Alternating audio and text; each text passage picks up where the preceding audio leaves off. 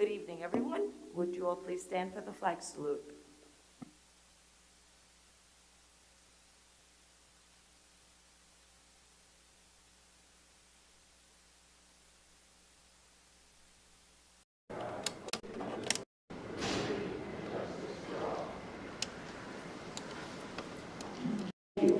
Ms. Fennick, would you please do the roll call? Thank you. Mrs. Bays? Present. Mrs. Epstein? Present. Dr. Block? Present. Ms. Brooks? Here. Ms. Gilliard? She's on her way. Mrs. Melconian? Here. Mr. Smith? Thank you. Thank you very much. Is there a motion, I believe, to go into executive session?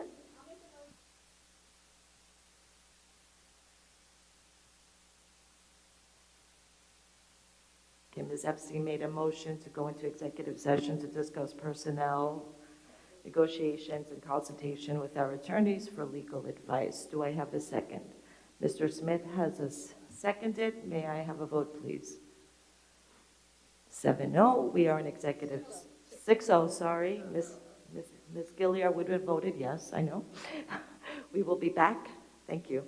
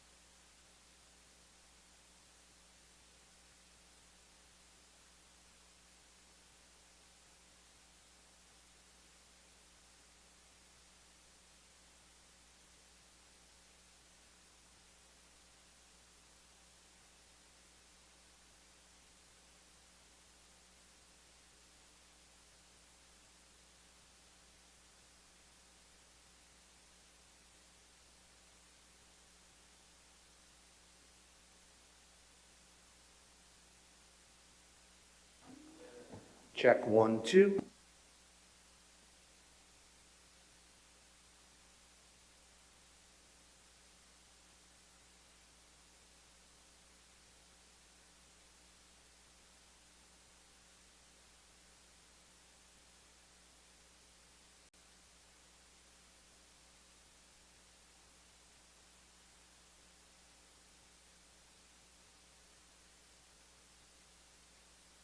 Test. Test. Test. Also, I think we need the. Yeah. I'm going to run. Test. Test.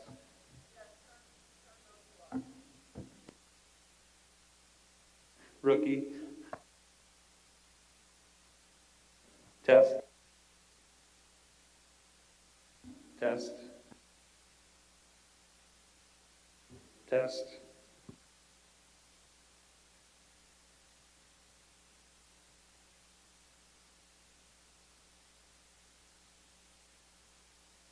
Test. Test. Test. Test.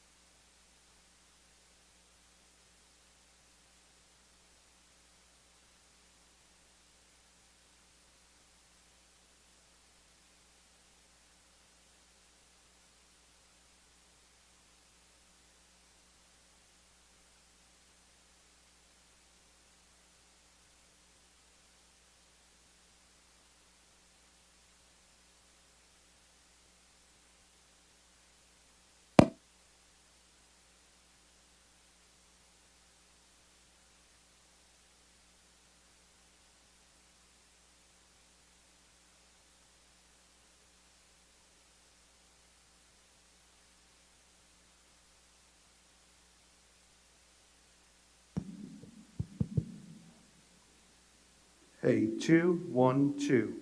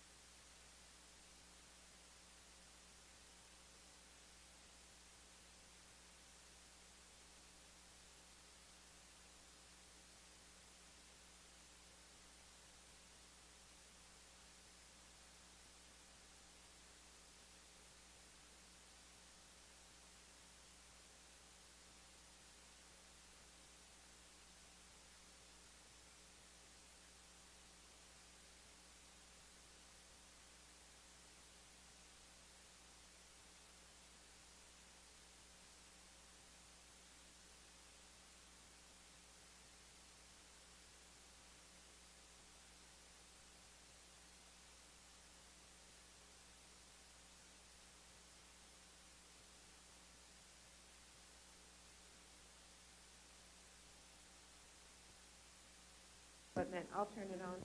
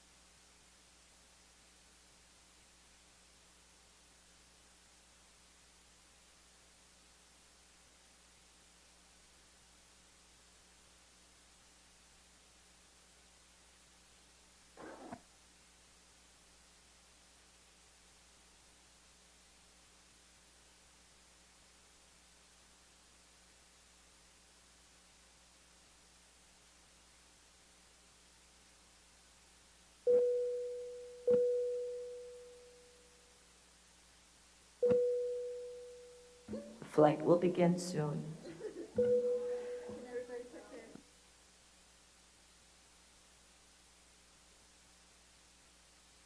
Can I make a motion to reconvene into public session, please? Do I have a second? Mr. Smith? May I have a vote, please? 7-0.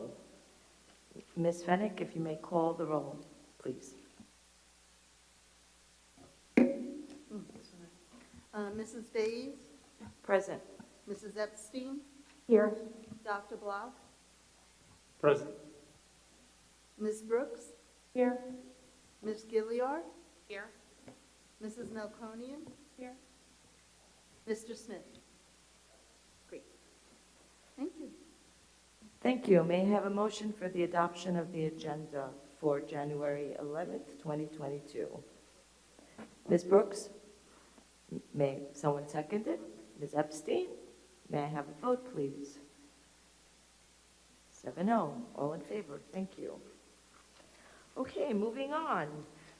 Welcome, everybody. Welcome to the Board of Education. Welcome to our administrators, and Happy New Year. This is our first meeting of 2022. I would like to actually start, Board, and I think you will all agree with me, to extend a thank you once again to all our staff and our administrators, our students, and our community for all that they've done to be vigilant to help keep our schools open. I'm proud to say that as a school district, we managed to get through the first 2 weeks of January by keeping our schools open, and I am thankful to everyone for all of this. It really does take a village, and it hasn't gone unnoticed, and that everyone has been working really hard for the same goal of keeping our kids in school. So thank you, everyone, for all your efforts. Thank you very much. We thought that the conversations about COVID protocols had calmed down a bit, but the recent surge has brought them to the forefront, which is why tonight's agenda is focusing on COVID protocols, and we are taking a pause from our district goals that we are working very diligently this past few months on. In light of tonight's conversation about COVID protocols, I thought it would be appropriate for everyone to understand that as a Board of Education, we are given responsibilities and take oaths to the Commissioner of Education. We are bound to follow the mandates given by the state and of the state. And so tonight's discussion will be about mandates and changes in guidelines from the state. Lastly, in tonight's agenda, we are approving, hopefully, the retirement of 2 long-standing pillars in our district, Dr. Dave Mioli and Dr. Sherry Suzanne. And I wanted to just take a moment on behalf of the Board of Education to thank both of them for all of that they have done and given to the Port Washington School District, and wish you well as you embark on your new endeavors. I'm sure that there'll be opportunities for us to celebrate you later down the line throughout the year, but I didn't want to miss the opportunity by thanking you tonight. So thank you for all your years of service. I don't know if Dr. Suzanne is here tonight, but Dr. Suzanne, thank you.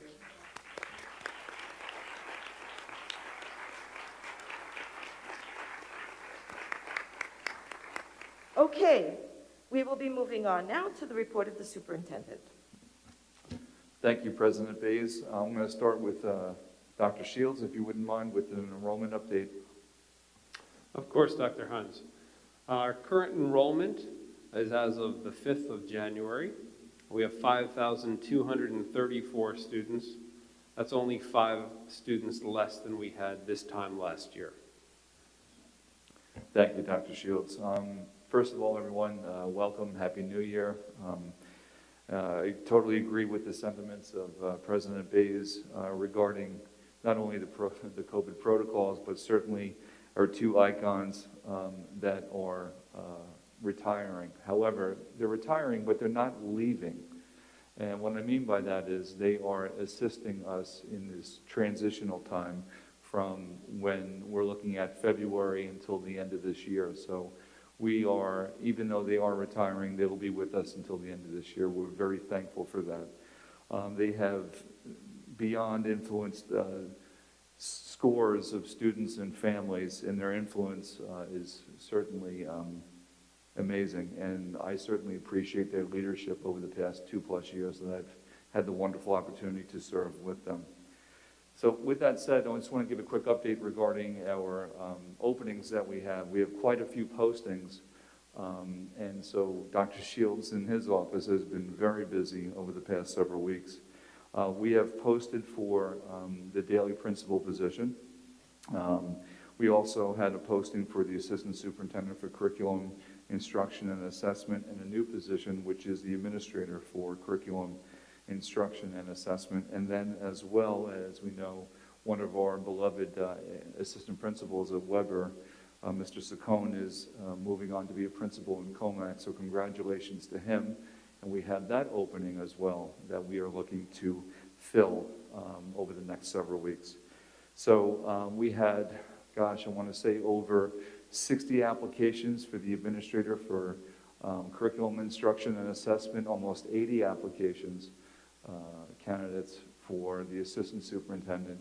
And so we are starting that process actually shortly after this board meeting tomorrow morning as far as the interviews are concerned. And so we will, once we get past the screening process, we'll make sure we have our committees, which are really important. It's very effective over the past several years. We'll have a committee of parents, a committee of administrators, and a committee of teachers. And then we'll find the best candidate, and then I will make that recommendation to the board shortly thereafter.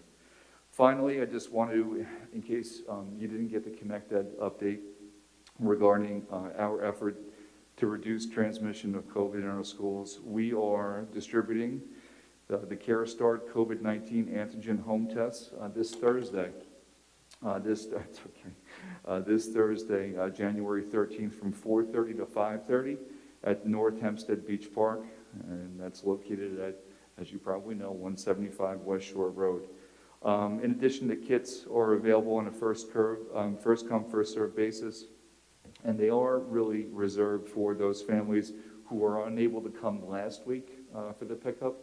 I also know that the governor has made a statement as far as making sure that more tests come our way, not just here, of course, but to all school districts in New York State.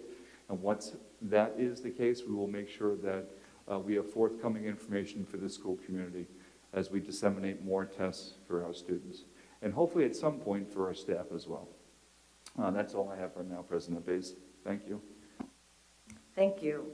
We are going to actually board the reopening report. We're going to actually move it to item number 7.1, which is part of our discussion for this evening. But before we move on to our discussion items, I wanted to, for us, kind of lay the framework on how we're going to be discussing and why we're discussing, how we're discussing. So I wanted to just basically say that there's been a lot, as we've been talking about, a lot been going on with regards to the guidance and changes that have taken place from the beginning of December, which is what the last time that we all got together. But to add a little history, during the December break, the superintendent was given a sense that the board wanted to expand the live streaming option beyond just those mandated for quarantine upon return on January 3rd. As a result, the superintendent allowed live streaming to be open for students who chose that option from January 4th to January 11th. On December 31st, the staff and community were made aware of the superintendent's decision. At the request of the Port Washington Teachers Association, 3 board members, myself, Julie Epstein, and Mr. Adam Smith, met with representatives of the Port Washington Teacher Association. As a result of that discussion, we are beginning a public conversation this evening about live streaming and discussing our COVID protocols so that we can have the opportunity for the entire board to hear from the staff and allow the entire board to share their thoughts on the matters. So tonight's meeting is going to be set up a little bit different in order for us to basically allow community comments. This time we're going to be allowing community comments at the beginning of our discussion item. We're also going to allow community comments at the end of our discussion item, and we're going to ask that those community comments are only on the discussion item of COVID protocols. That's how and then we will have another opportunity for general community comments, as we always do at the end of our meeting. So that's how we're structuring this evening's meeting. So with that, I'm going to ask that we start with community comments, again, on the topic of our COVID protocols. And if there are none,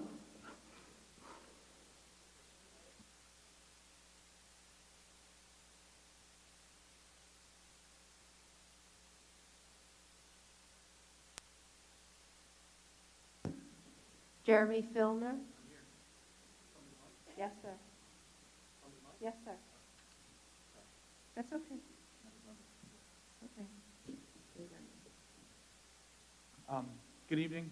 My name is Jeremy Filner. I am a parent of 2 students in the Port Washington school system, both in elementary school. I am also a 22-year veteran of the New York Department of Education, and you can tell from the scars. And I would like to discuss live streaming in the classroom. And there are 2 reasons why I don't think it's something that should continue in Port Washington schools. The first being the issue of privacy, and the second being the issue of effectiveness. When it comes to privacy, my children have the right in a classroom to not be recorded, either on a video or have their voices recorded on any audio, be it an audio device or video recording device. And I don't think it's avoidable to have a video live stream going in a classroom and protect my children's right to privacy. Now, given the extreme circumstances of COVID, as a parent, I would be willing to forego that right if I thought live streaming was effective. I do not. I have, when you were at home in lockdown, my children were doing Zoom, and on Zoom, my children, it was barely an effective method of educating my children. And when my son was on quarantine a few weeks ago because someone near him in one of his classes had been tested positive, we didn't even bother with the live streaming because we knew it would be very ineffective. And I think something that would be more effective than live streaming, something we did do with my son, was the teacher sent home a lot of work, which we really appreciate. Teachers in this district work really hard, and I really appreciate them. And sitting down with my child and doing that work with them was far more effective than Zoom, and certainly more effective than live streaming. So I would love it if the board would take that into consideration when making their decision, because I, again, don't think the abrogation of my child's right to privacy is worth the lack of effectiveness live streaming has in the classroom for kids at home. Thank you, and you guys have a very good evening.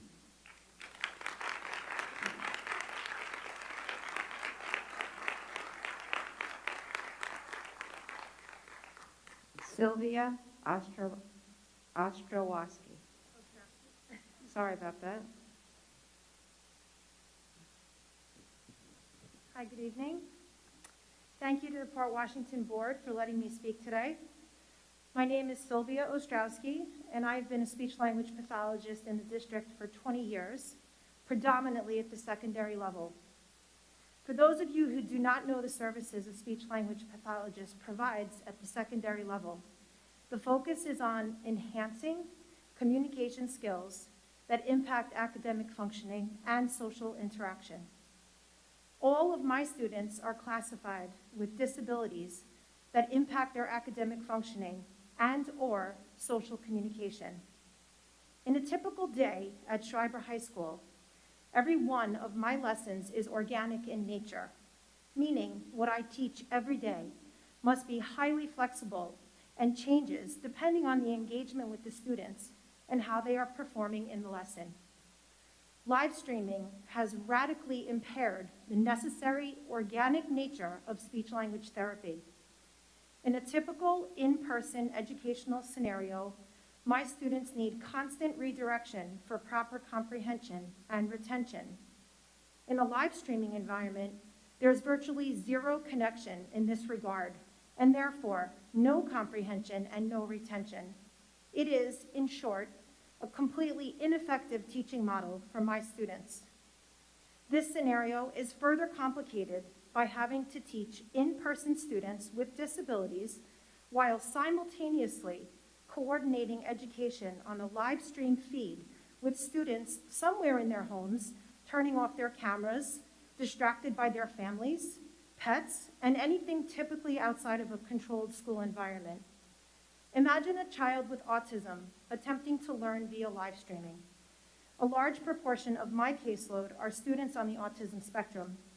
By definition, these individuals naturally struggle with social communication and often require speech-language therapy for the majority of their educational years. In a live streaming environment, these students are completely left behind.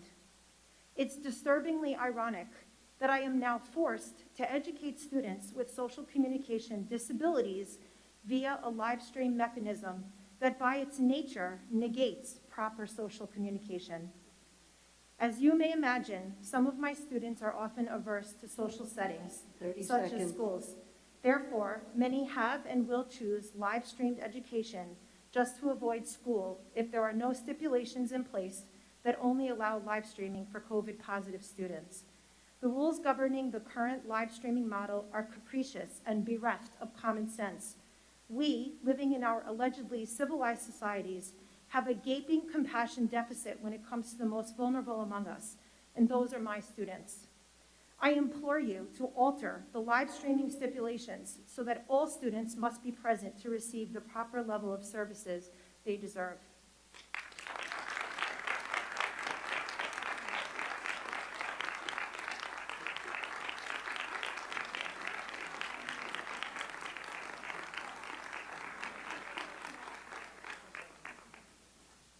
Andrew Vanilla.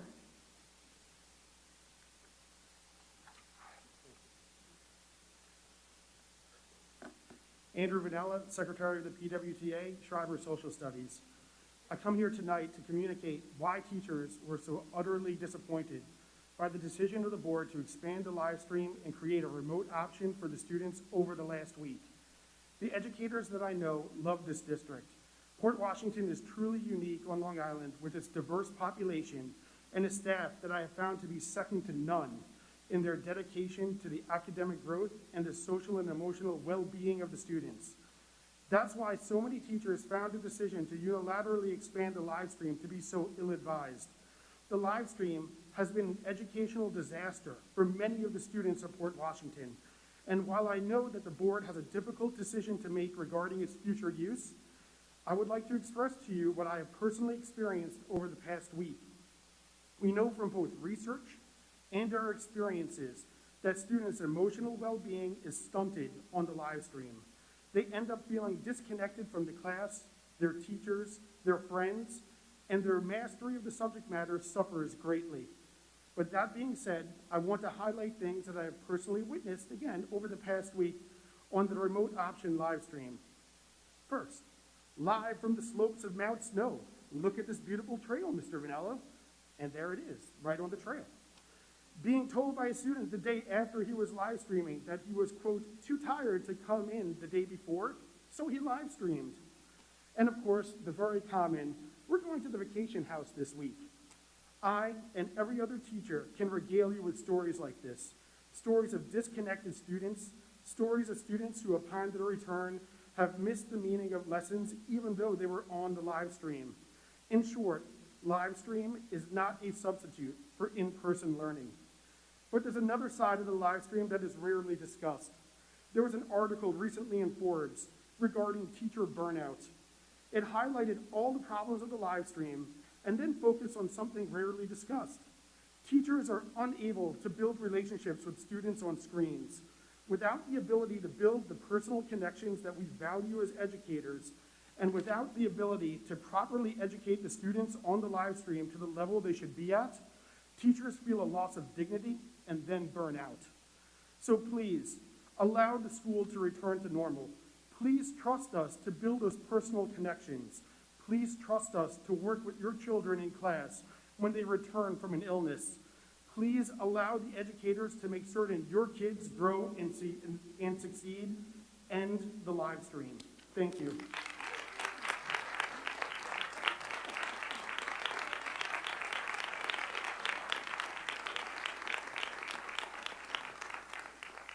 Alex Sepulveda.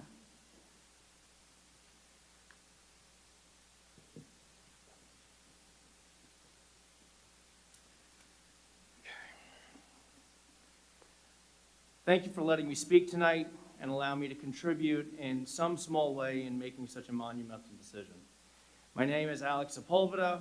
I'm a social studies teacher here at Schreiber for almost 20 years.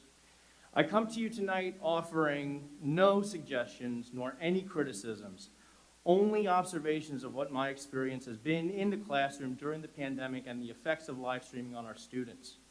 As a concerned educator of Port Washington children, I've witnessed firsthand the deterioration of student learning due to live streaming over the past year and a half. I've noticed that students do not have the same basic understanding of historical concept and academic skills that they used to. While there are some who buck this trend, overall there has been noticeable declines in their ability to write, maintain focus, and analyze concepts. These skills are critical for being successful in my area of expertise as well as many others. I want to state that I do not blame any of my colleagues in the middle school or the elementary school because my coworkers at the high school also say the same of the upperclassmen. Interpersonal skills have also suffered greatly. Where chatting in class prior to the pandemic was widely discouraged, now students are mostly silent. Sneaking looks at their phone or other devices. It's odd for me as a teacher to say, but I kind of miss the classes where they wouldn't shut up. To make matters worse, students who were at risk disproportionately suffered due to, among other things, the lack of much needed additional support from an experienced teacher. It is a tough task to reach a resistant student who is struggling when conditions are normal. Now imagine that difficulty when the relationship is built through the medium of Zoom or Google Meet. Trust is a bridge that is very difficult to build when the foundation is virtual. More recently, with the temporary implementation of remote learning this past week, I've had almost a seamless return to the soulless engagement of student learning amongst remote students. In some classes where the amount of present but remote students is almost half, when asked in group discussion of the benefits of remote learning, almost all students agree that there is no academic benefit, only the convenience of sleeping late, playing video games, or half-hearted engagement from vacation destinations. The core problem is that remote learning is not a substitute for in-person learning. 30 seconds. In surveys of teachers across the country, distance learning is little better than skipping school entirely. I recognize the board's unenviable position of having to make a decision so divisive, rendering any direction unpopular with a significant number of people. I understand that public health is something that is also of monumental concern and has to be taken into account. That, however, is not my focus or area of expertise. Educating my students and looking out for their social and emotional health has always been my top priority and always will be. Please consider this when making your decision. Thank you.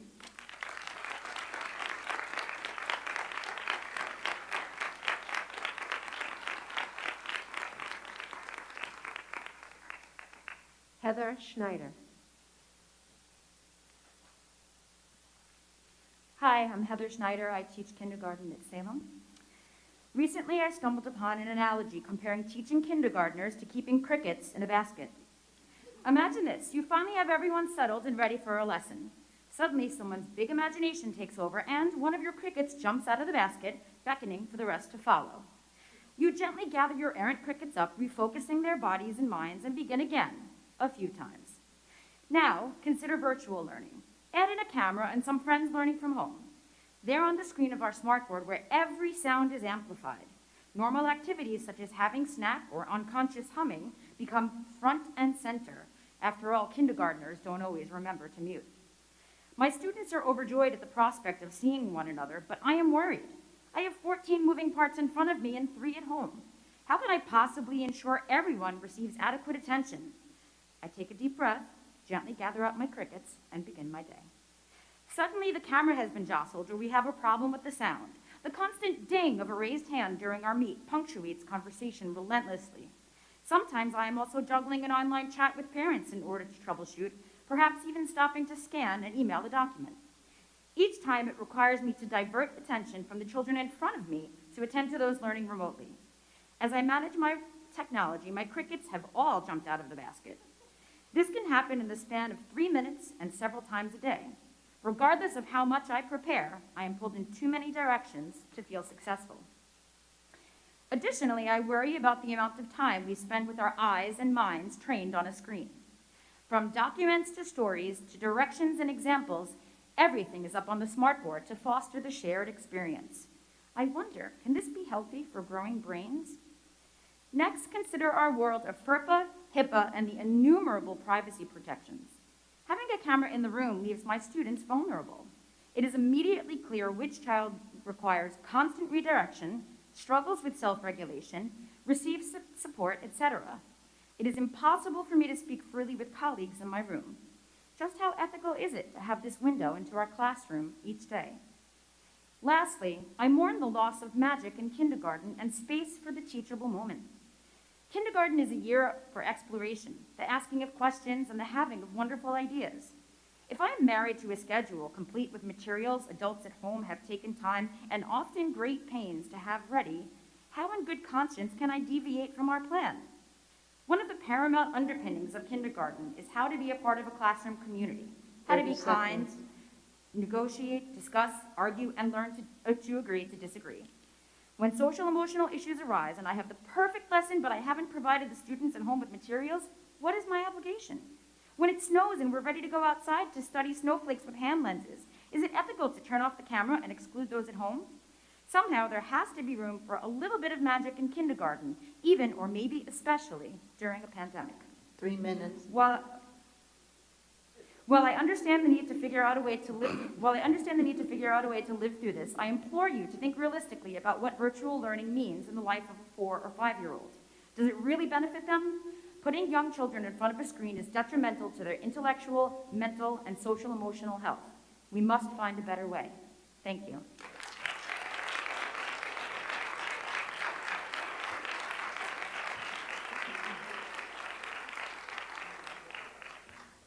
Renee McLean.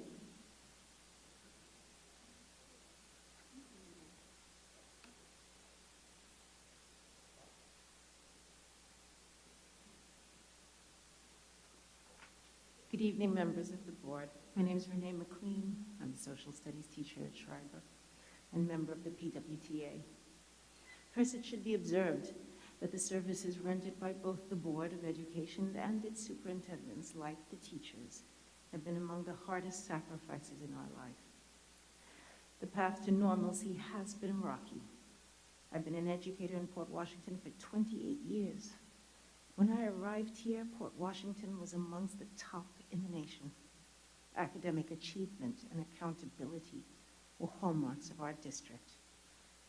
Sadly, live streaming has killed that, and in its place is a sense of confusion and instability that is pervasive, and morale declines daily because we cannot do our jobs effectively and give our students what they deserve and what we love. Outstanding and memorable educational experiences and connections. Directives regarding live streaming and exams contradict each other, and district goals as far as furthering the well-being of students. Interaction is handicapped. One colleague lamented that she simply didn't know what the rules were anymore. The students don't know what the rules are either. Although letters are sent home explaining the policy, students continue to live stream even though they're not quarantining. Indifference and pro forma attendance are the only consistent elements. Additionally, the need to return to normalcy is contradicted by the cancellation of midterms.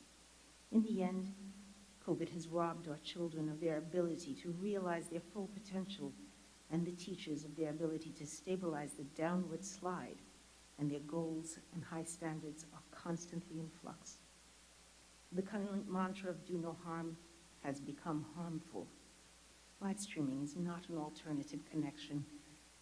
It's a failure. Thank you.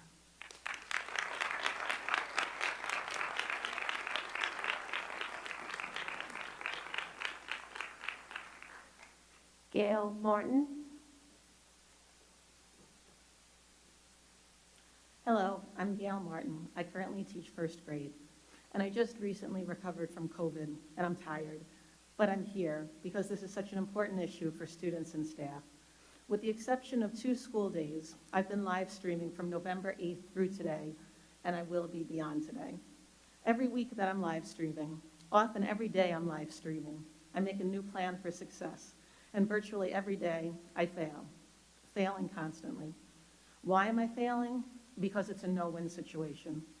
First, I'm splitting my attention. I'm not present for the students in the classroom and not present to the virtual students. Being present is critical to effective teaching. There's not one style of teaching that works for both groups simultaneously. Neither group is getting what they need and deserve. And even on my best live streaming day, when I've put in extra evening hours to troubleshoot any issues that might arise, there are still constant interruptions. No sound, slow Wi-Fi, they don't have the correct materials at home. A parent jumps in onto the screen just to tell you a quick something, and you politely have to tell them they can't do that. It all takes your mind off of what you're supposed to be doing. You get through the lesson, but you're not effectively assessing and responding to both remote and live students as they require. Second, we are in a crisis in the classroom. Many students are behind in so many ways. Just one quick curriculum example. Last month, we started a unit on shapes. Typically in first grade, we do a quick review of basic shapes and we move on to three-dimensional shapes with the work getting increasingly complex. This year, many first grade students did not know what a triangle was. They didn't know what a rectangle was. We have to fill in these gaps.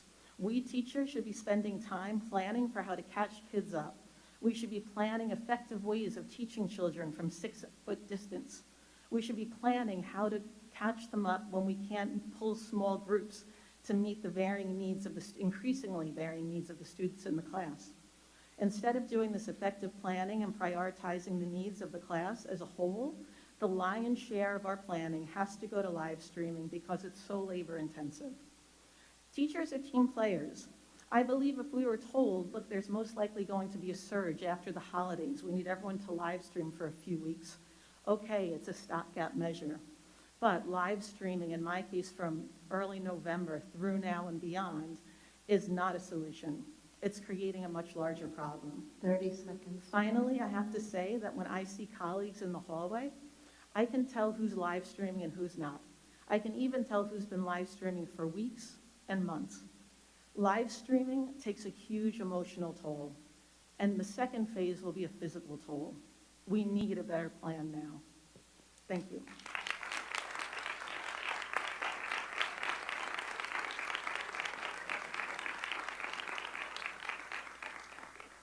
Nicole Freelander. Good evening, everyone. My name is Nicole Friedlander. I'm an ENL teacher at Guggenheim. Thank you so much for this opportunity to share some thoughts and concerns regarding live streaming. As a K-5 ENL teacher here in Port Washington, I am noticing the tremendous amount of difficulty and frustration this has brought upon teachers, staff, students, and families. Recently at my school, we have been very short-staffed. Support staff, including myself, have been asked to help with classroom coverages. We have come together as a team to try and best support our students. We are being pulled from providing our mandated services in order to help classes where there is no substitute teacher available. During one of my live stream experiences last week, I was covering for a first grade class. There were a number of students live streaming, and I had a significant amount of technical difficulties while trying to provide support for students at home. Please keep in mind, these students do not know me, nor do I know them, and I don't know where anything is in the classroom. While trying to live stream, the camera was not working. The students were not able to see me, which led to me having to use my own personal device to join the Google Meet. Many students at home were unable to hear or see me. In the midst of these issues, there was an unfortunate glitch with the fire alarm, which caused a false fire drill, and we had to abruptly end the live stream. This experience was quite anxiety-provoking, creating a lot of tension in the room and online. I am a team player, willing to help out as much as possible, but it is a very difficult experience to be subbing and then having to live stream to people's homes. It is quite mortifying, and it feels as if I am on stage and unprepared. I really want to paint this picture for you and provide another perspective in regards to live streaming. As an ENL teacher, I notice how challenging it is for ENL students to live stream. We are a very diverse district and are working with students of various languages, including Spanish, Japanese, and Chinese, just to name a few. There are major language barriers that cause communication issues to arise rather quickly, especially with the students and families that we are working with at home. Our students learn through hands-on activities and meaningful experiences, not by watching a screen. This type of learning is not beneficial for any of our students. I don't believe that live streaming is the answer and hope that we can figure out other ways to help best support our families and students. I know I am speaking on behalf of many teachers who feel this way and hope our concerns may not only be heard, but understood. Thank you.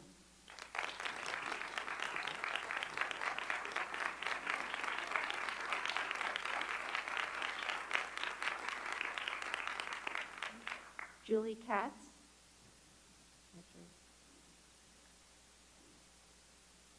Good evening. Julie Katz, Salem, 3rd grade. I would like to quote a recent article in Forbes magazine titled, "Why Education is About to Reach a Crisis of Epic Proportion." Quote, "Teachers and administrators alike are stressed, overworked, and at the end of their rope. After the tremendous pressures of the past 2 years, they have nothing more to give. They are already giving everything: time, energy, mental well-being, and heart. They're beyond tired. They are exhausted. Conditions in the education field have always trended toward demanding, but today they're a recipe for burnout. This is what's happening to your Port Washington teachers. Some of your hardest working and most dedicated teachers are burning out. Simultaneous teaching, teaching to those on the smartboard while teaching to those in class, also known as live streaming, is not working. It is not working for the teacher, the students in class, or the students at home. I coincidentally received this unsolicited message just today at 5:30 p.m. from a parent. She said I could read it. "Hi, just checking in. My son," I admitted the name, "is having a difficult time with online school. I know part of it is because he is not feeling great, but also he reports that he can't see or hear well what's going on in the classroom, and often doesn't have the supplies he needs. I would like to interject at this point that I do place the work in the Google Classroom the best as possible. There are just some items that cannot replicate the class." Continuing with the email, Mom said, "I cannot imagine how difficult it is for you to have to teach both the in-person kids and the computer, and I'm not asking you to do anything about the solution. I just wanted to report he is struggling. Hopefully, this is all over soon and he's back in person." Before COVID, we were able to meet our students' needs when they were absent, without cameras in our classroom and simultaneous teaching. Scientists are saying we will be dealing with this virus for years. Teachers cannot continue going on this way. 30 seconds. I'm finished. Thank you for listening.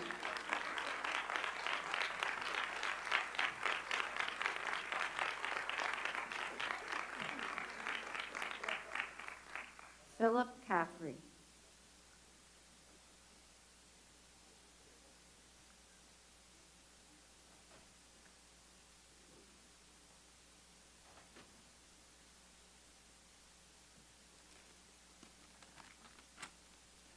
Hello, my name is Philip Caffrey. I have 2 young daughters in the Port Washington School District. I have another one who is in preschool. I myself have been a resident of Port Washington for about 8 years, a homeowner for 6. I have a master's degree in psychology and another in applied mathematics and statistics. I credential myself just to let you know that I know how to read and parse data. School mask mandates are harming our children and have no public health benefit. We've recently elected County Executive Blakeman, who has given control back to us and you, the school board, who represent us. I typically never vote. My wife, who has only ever voted Democrat, has voted for Blakeman to give us a chance to fight these senseless restrictions. Taking masks off our children gives them the permission to show their faces and to see the faces of their friends and their teachers who choose to go unmasked as well, as many would in the absence of a mandate. Every day the mandate stands is a day of normal childhood stolen. There is no justification now that wouldn't also justifying masking forever. We are following the guidance of agencies who have no plan out of this. It is now left up to us.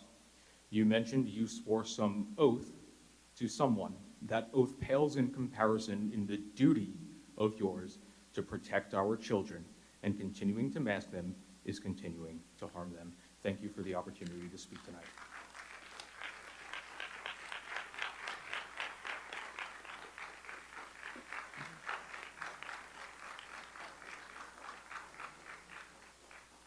Beth Weisberg.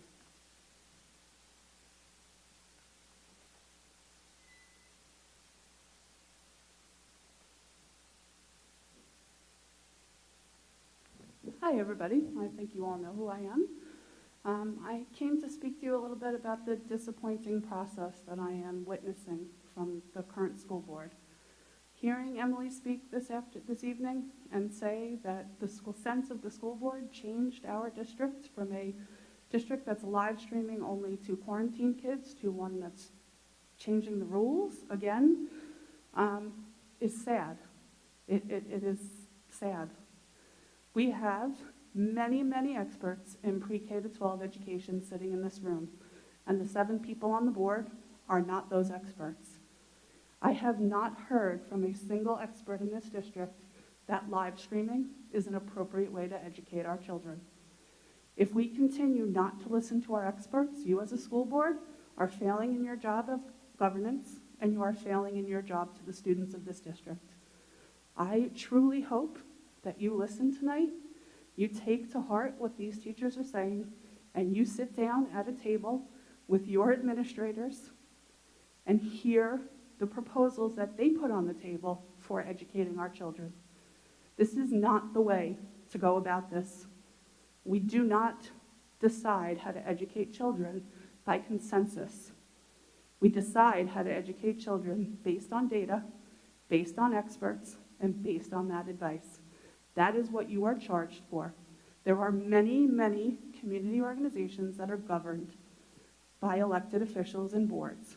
And I surely promise you, you do not want those elected officials who have no expertise in firefighting telling the firefighters who will show up at your house when you have an emergency how to do that job.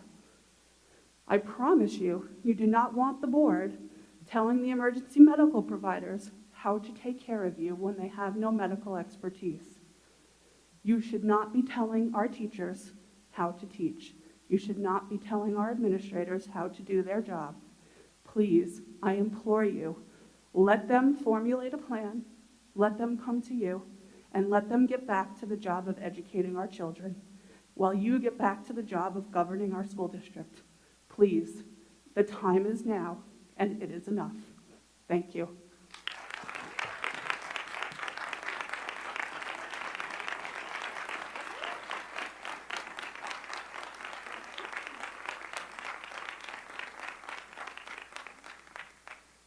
Evelyn Gabriel.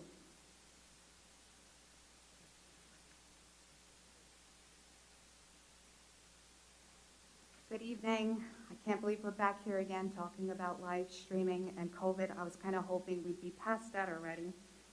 I'm here tonight as a parent because I want to address live streaming as it impacts the way the teachers are able to deliver the curriculum and the impact it has on all of our students, both those in the classroom and those learning at home behind the screens. As the board is well aware, over the last several months, we have heard from a long list of our amazing teachers who came up to give us all an idea of what exactly live streaming is like for everyone involved, and we all heard it again tonight. Live streaming is not just an issue of flip of a switch. To turn on a camera with no attendant consequences to education As the teachers describe, and my children report to me firsthand, when there is a child at home on live stream, the teacher in the classroom is forced to split attention between the in-person kids and the streaming kids. That attention is being taken away from my children in class. A streaming kid with a technical problem or one that cannot see the content of the lesson needs attention from the teacher. That attention, while freely given to make the streaming student feel included in the lesson, is necessarily diverted away from the in-person learners, resulting in a less than ideal lesson for all. I mean, are we calling that equity? So the question is, how did we get here? And how do we move away from live stream, which I think we can all agree is not the best practice educationally. Our district decided to continue with live streaming this year because the quarantine protocols required us to exclude healthy kids from school if they are identified as a close contact. These students were forced to stay away from school for up to 10 days, regardless of whether they were feeling unwell. Today, our CDC has given us a gift. It's a pathway back for our healthy children to attend school. It's a pathway away from live streaming. If our district were to adopt each of these new guidelines, we could increase time in school for any children excluded due to quarantine. If we have more kids in the school building interacting normally with teachers, this would reduce the need for live streaming. As a parent standing up here today, I'm asking for normal to come back into our classrooms, into education. Our children have suffered enough. Our staff has suffered enough. You all probably haven't slept in 2 years. You're suffering too.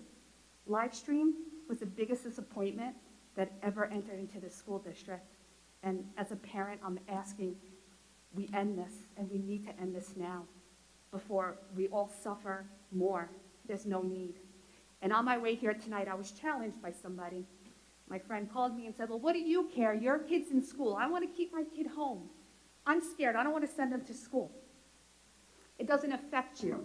Brinkman. That's to yell. I said, yes, Susie. It's not her name. I understand that, but it does affect my child. It's affecting my child in school. It's affecting the children at home, and it's affecting everybody here. And we're told to listen to the experts, and they're all here tonight. Thank you.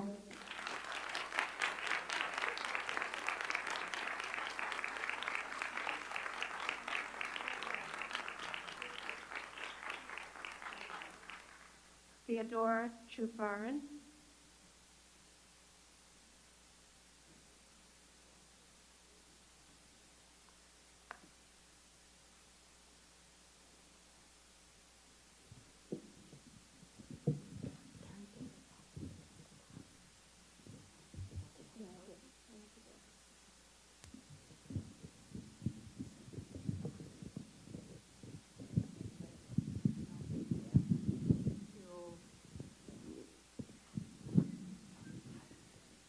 Thank you so much. Hi, good evening. My name is Theodora Chofayan. I'm a parent, a resident in the district. I am also the district lead for Moms for Liberty. Check us out. We are nationwide as well as in many, many districts in the country. I am here to tell you that everyone on the stage tonight, or almost everyone, takes liberties that our kids do not have. I have personally observed that face coverings come off in the administration building, in sections of schools, in the administrative wing of SUSA. How do I know that? I have seen it with my own eyes. How did I see that? I insisted on in-person meetings because, you know, it's not the same over Zoom as you have all testified tonight. And I've been tremendously disappointed to see that the regulations that come from the government are pushed on our kids mercilessly, but some people on the stage are just comfortable. You know, they know each other, they socialize outside of work, so what's the big deal? Let's just do that, right? We know each other. It's so much easier to communicate and speak. And there's more, but I only have 3 minutes. So children hear things like, pull your mask up, You can't talk to me. Don't touch another child. Don't be so close to that child. Mess up or you lose recess. And people on the stage have affirmed to me that that is not true, but it is true because I talk to kids, not only to my kids. And if you have kids in our school district, please talk to them. Ask them about what actually goes on when it comes to regulation enforcement. Adults are different. Kids perceive their environment and how regulations are pushed on them, whether they're good or bad for them, very differently. And I have a question for everybody on the stage. How is it going with your COVID-19 mitigation measures? Has the latest variant crushed you out of the ballpark? Because I think it has. Big, sprawling government policies don't work. And take a look at what's happening in districts and states outside of ours. Good things are happening there because people think, and they also have the guts to stand up. 30 to seconds. those, thank you. I've learned that. They have the guts to stand up to those above them. So when I owned my small business, people called me all the time. I need this, I need that. I picked up the phone because they wanted the business, right? When I called those folks on this stage, it's the governor. So there's nothing I can do. It just came down to us and the governor. Well, gee, why doesn't the governor call me back? I've called her a lot of times. So, in short, we are the taxpayers, our kids are as well, and I ask for responsibility, transparency, and also returning my foils with documents. Thank you.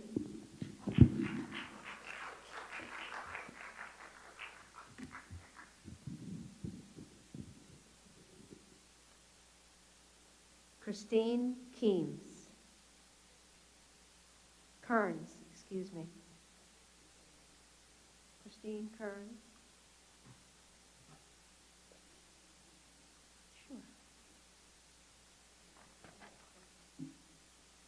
Hi, my name is Christine Kearns. I am a 6th grade teacher at Weber. I have been at Weber for 22 years. This is my 26th year teaching. I am speaking today as a science teacher and as a parent. As for science, it is very difficult for students to live stream and follow along with the hands-on labs that we take so much time to prepare for the kids. It is very difficult for them to follow along. It's hard for me to teach them when they're not in the classroom, doing the actual labs when they're at home without the materials that they need. I have spent most of my career adding labs to my curriculum because it is the most effective way to teach the concepts that they need to learn. As a parent, I also understand wanting this to be the answer to the unfortunate situation of a child being home for a week, but it does not work for most of the children, especially if they're sick and they can't even do the work. My own child is a high school student. He's 17 and he does his work independently. But as soon as he hears that he has to be virtual or live stream his classes, all he says is, I cannot learn anything this way. And that's true for all of our students too. And remember, the ones in the middle school are between 10 and 13. When students at Weber are asked about live streaming upon their return from quarantine, they have replied recently, I can't follow along even with the work in front of me. It would just be easier to do the work on this material at my own pace at home rather than live stream.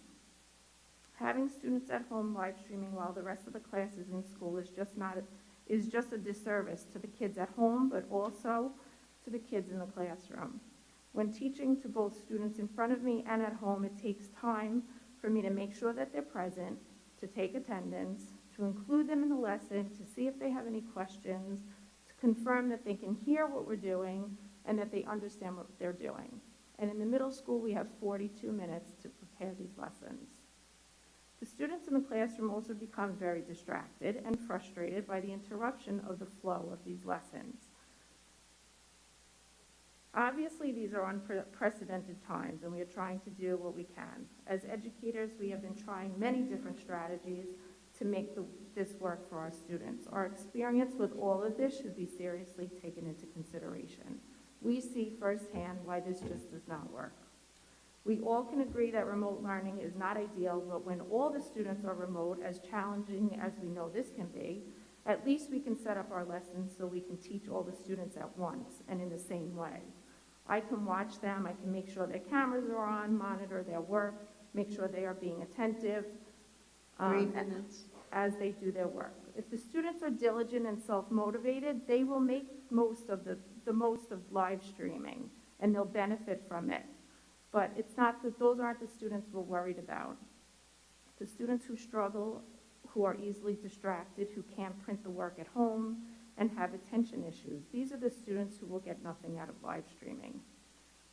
Who is making sure they're paying attention? Who is helping them when they're home? I'm sorry, 33 minutes are up. Oh, okay. Sorry. Thank you. Thank you.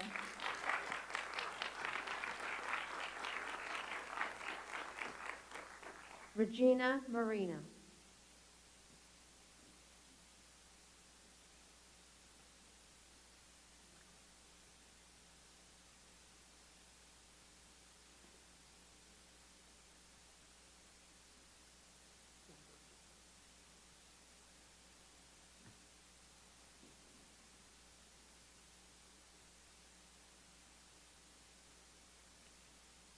Good evening.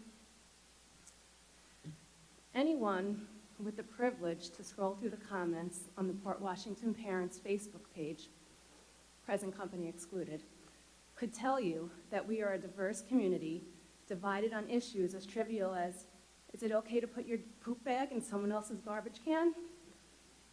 To the hardcore issues of the past 2 years. But that is what diversity of thought is, and it can be a good thing when ideas and opinions are respectfully shared, especially when facing challenges. I'm always curious of the thought process of my peers.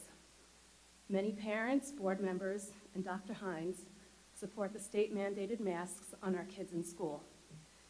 At the same time, many of the same parents, certain board members, and Dr. Hines have vehemently rejected state-mandated math and ELA tests. State testing has hampered our exceptional teachers, destroyed the magic in teaching and school experience for our kids. Similarly, the masks have had the same detrimental effects without merit, just like the tests. Since I always like to look at both sides of an argument, I can see that one might argue that these issues are not the same. Masking is a health issue, perhaps, and testing is academic. But isn't the mental health of our children the primary reason so many parents have chosen to ignore the state testing mandate? Wasn't that the basis for hiring Dr. Hines?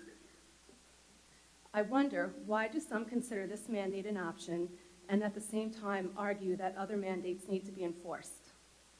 Why is it acceptable to pick and choose which of these mandates to enforce? Is a mandate, or are they arbitrary?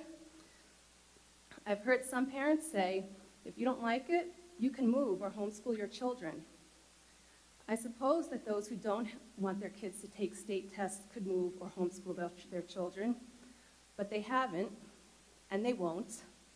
Why, you ask? Because when they choose civil disobedience, there is no consequence. When I think about how they're the same, I can assess that both are mandates that have hurt our children emotionally and intellectually. I wonder, why do some parents, board members, and Dr. Hines feel it is both acceptable and necessary to blatantly ignore a state mandate? 30 seconds. Why have they fought so hard and encouraged others to opt their kids out of state testing, even at the threat of loss of state funding? The parental choices that they make for their own children and encourage others to do the same have the potential to affect an entire district in a negative way. Some of our current school board members who are district parents and Dr. Hines loudly and proudly led the opt-out movement and fought hard against mandated state tests and encouraged parents to 3 be minutes. civilly disobedient. I'll continue at the end. Okay.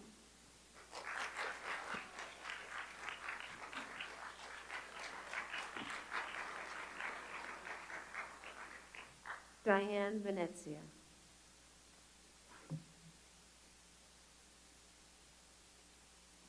Hi, everyone. I have nothing written down because I was home listening to the live stream, and my heart pounded through my chest, and I felt like I needed to come here.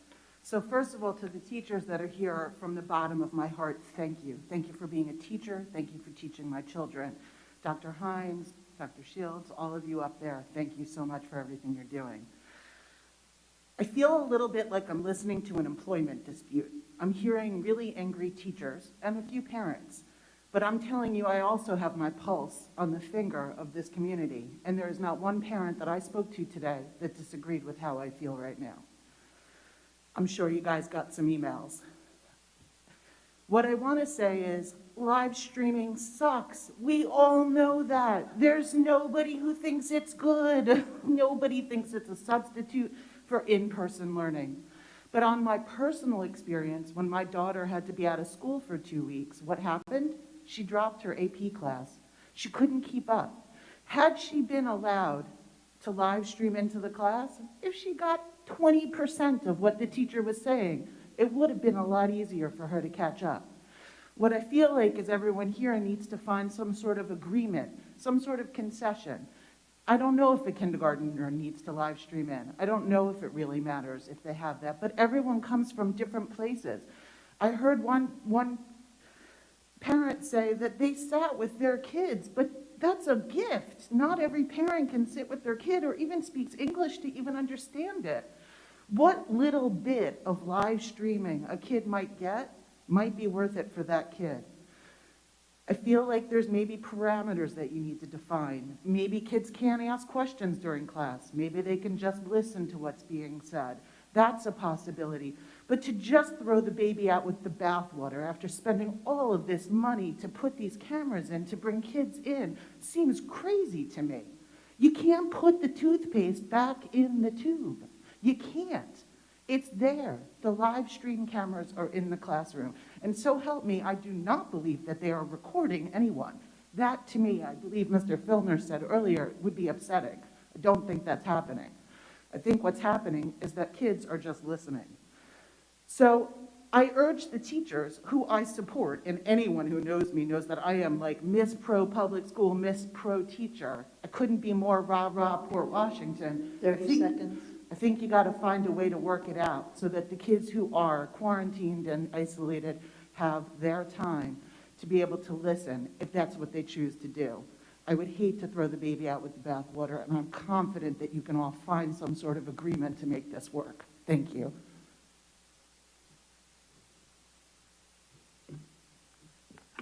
Sandra Alvarez.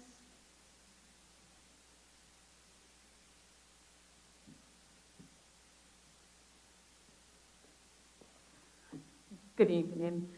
I also don't have anything. I was also home live streaming, listening in, sorry. I have 2 children, both in elementary, one in the pre-K program, one in the first K program at Manor Haven.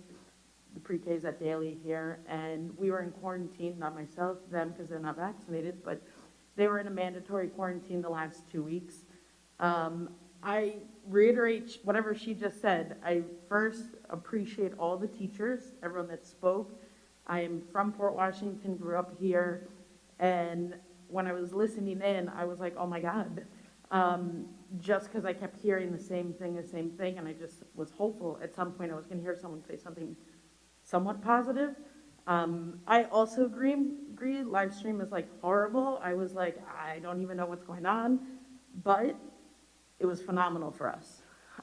We really appreciate the teachers. Both of my kids are special needs. They have IEPs. So we appreciate all the services they got still for the last 2 weeks. Speech, resource room did phenomenal jobs, remote, and my kids loved it. They were able to still be a part of the school. And we don't know if that wasn't there, how they would have felt if they didn't have that option. My little one did quarantine last year in preschool, so she didn't get an option with anything. She hated it. It was a really hard time. I'm sure many of you guys have had it where you had to be in quarantine, maybe in the summer potentially. You go crazy. And just that lost connection with other children. Yeah, they have us, but we're boring, more boring than learning. So they really appreciated it, and I just wanted to voice that we were really appreciative this last 2 weeks that we had an option. We did not choose to stay home. They were in mandatory quarantine. So we really appreciate everything that there was an option. I think the IT department does a phenomenal job. Multiple times I saw like there was an issue and it was like handled right away. The IT person within the school and then whoever it is outside the school. So we just really want to mention that for us, it really was beneficial for a young student, because I know a lot of people are saying that maybe for older, but for a young student, it did benefit us, and we really appreciate it. I did watch this, I sat with my first grader the whole time. We were 30 fortunate that I was there. I will say that I also agree that there should be parameters as far as maybe mute, making sure everyone's mute, one-time offense, making sure that parents are reached out to if they're not helpful. But I really appreciate everything that the board did with giving that ability. I hope that I never want to be in a quarantine again, but if we are, that they can go into it, because for their mental health, it was huge, and we really do appreciate it. Thank you.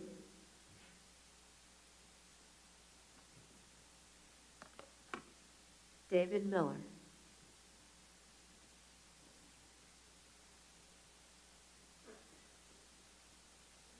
And Dr. Sherry Suzanne. Good evening. My name is Dave Miller, and I'm the Vice President of APSA, the Administrative Association of the Port Washington Public Schools. Joining me today is Dr. Sherry Suzanne. You might have heard of her. Former President of APSA and the current Principal of Daly Elementary School. We're holding on to her for a little while longer. We'd like to speak to you about our concerns regarding live stream instruction and how this impacts our students and our teachers. Since March of 2020, we have accumulated a monumental amount of anecdotal evidence showing the ineffectiveness of live streaming as an educational tool.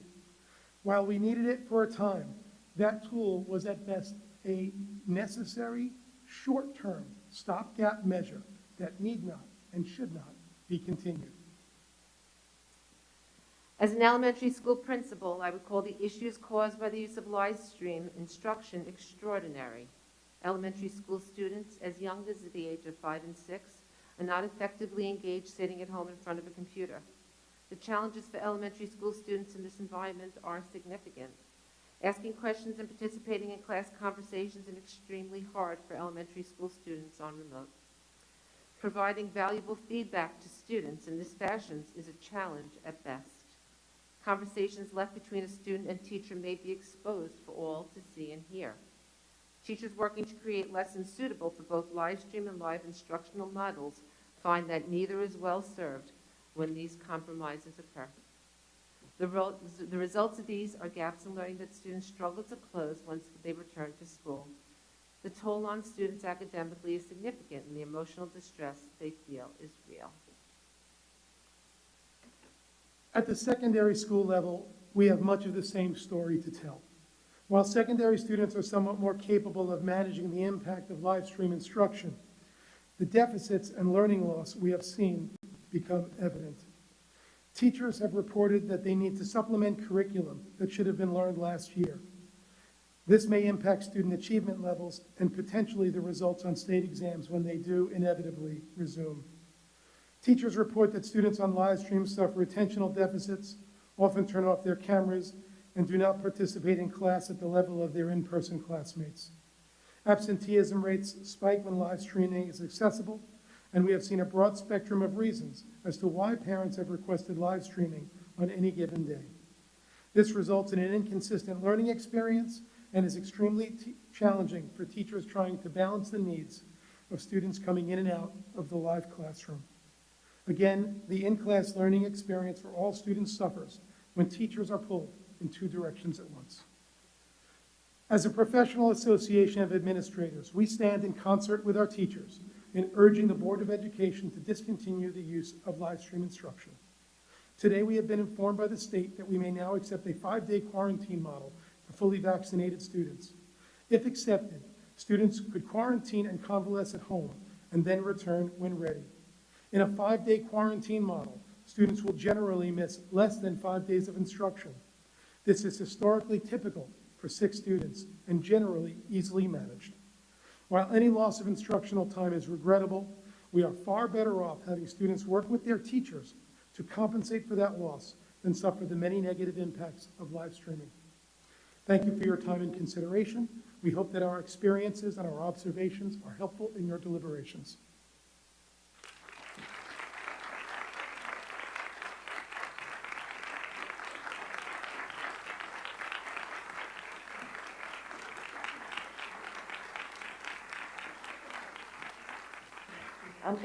I'm gonna make an executive decision. Do you have many more We have 2 more. Okay, 2 more, because we do have a second opportunity for comments on this particular subject, so I just wanted to start the board conversation, but it's 2 more, if we'll take them. Okay. Andrea Brady?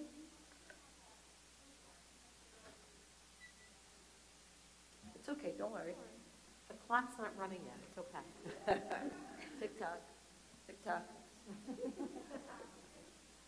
3 minutes.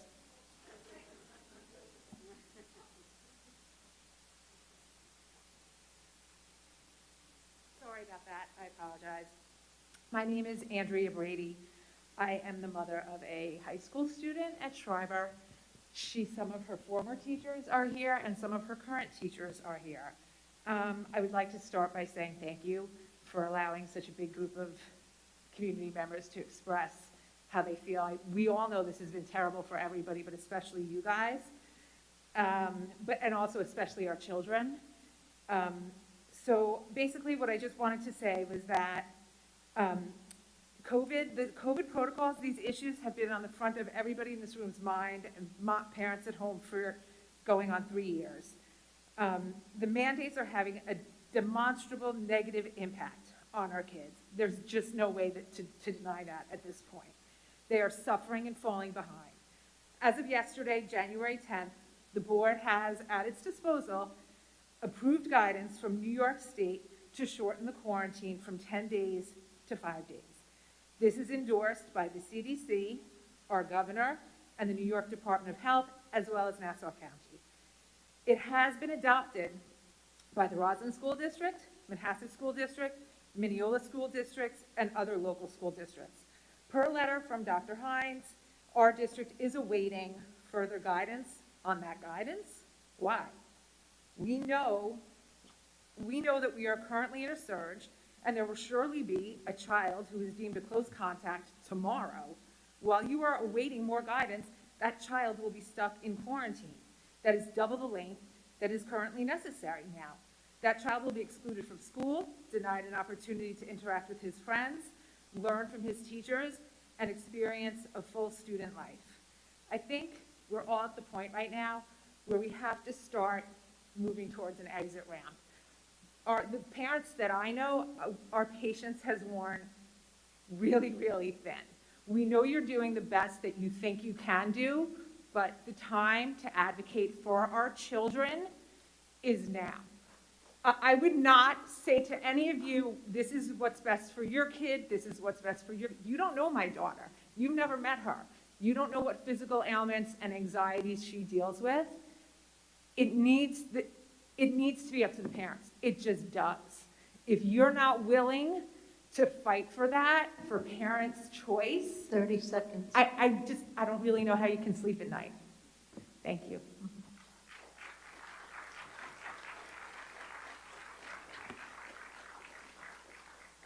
Denise Paredes.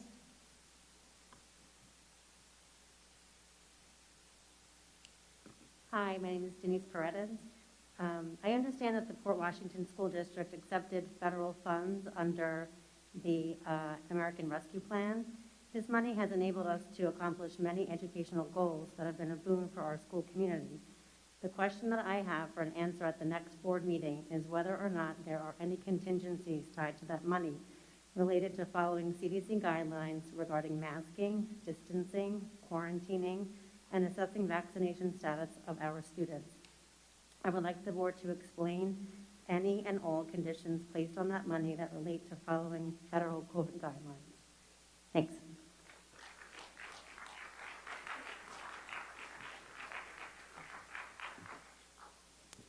That was it, right? Okay, thank you. Thank you, everybody, for your comments. Okay, let's move on to our discussion board. So,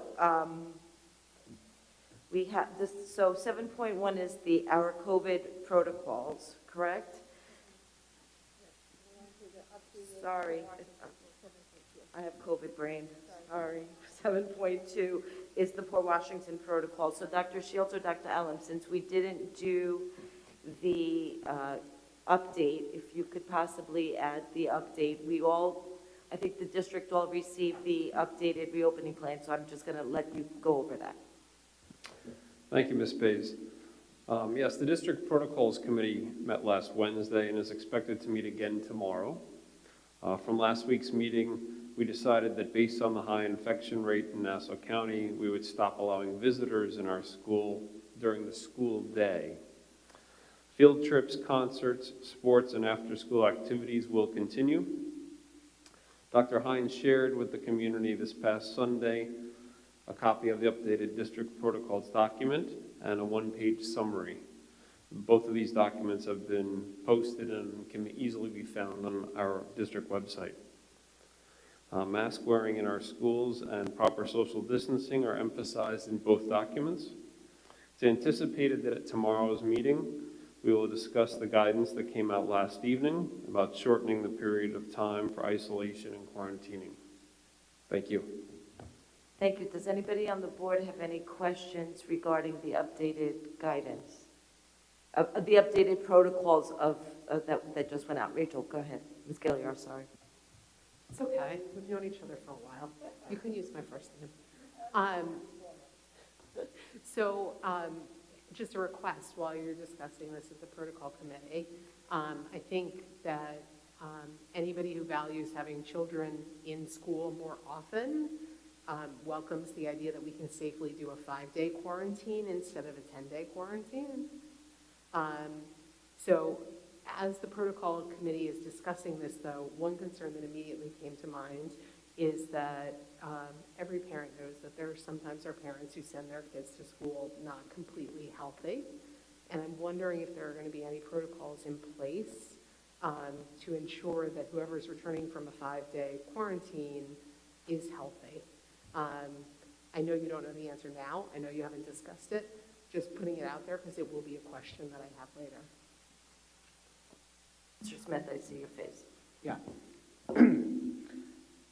I'm just a little bit confused about the comment that the district protocol committee was going to be discussing the reduction in the quarantine tomorrow.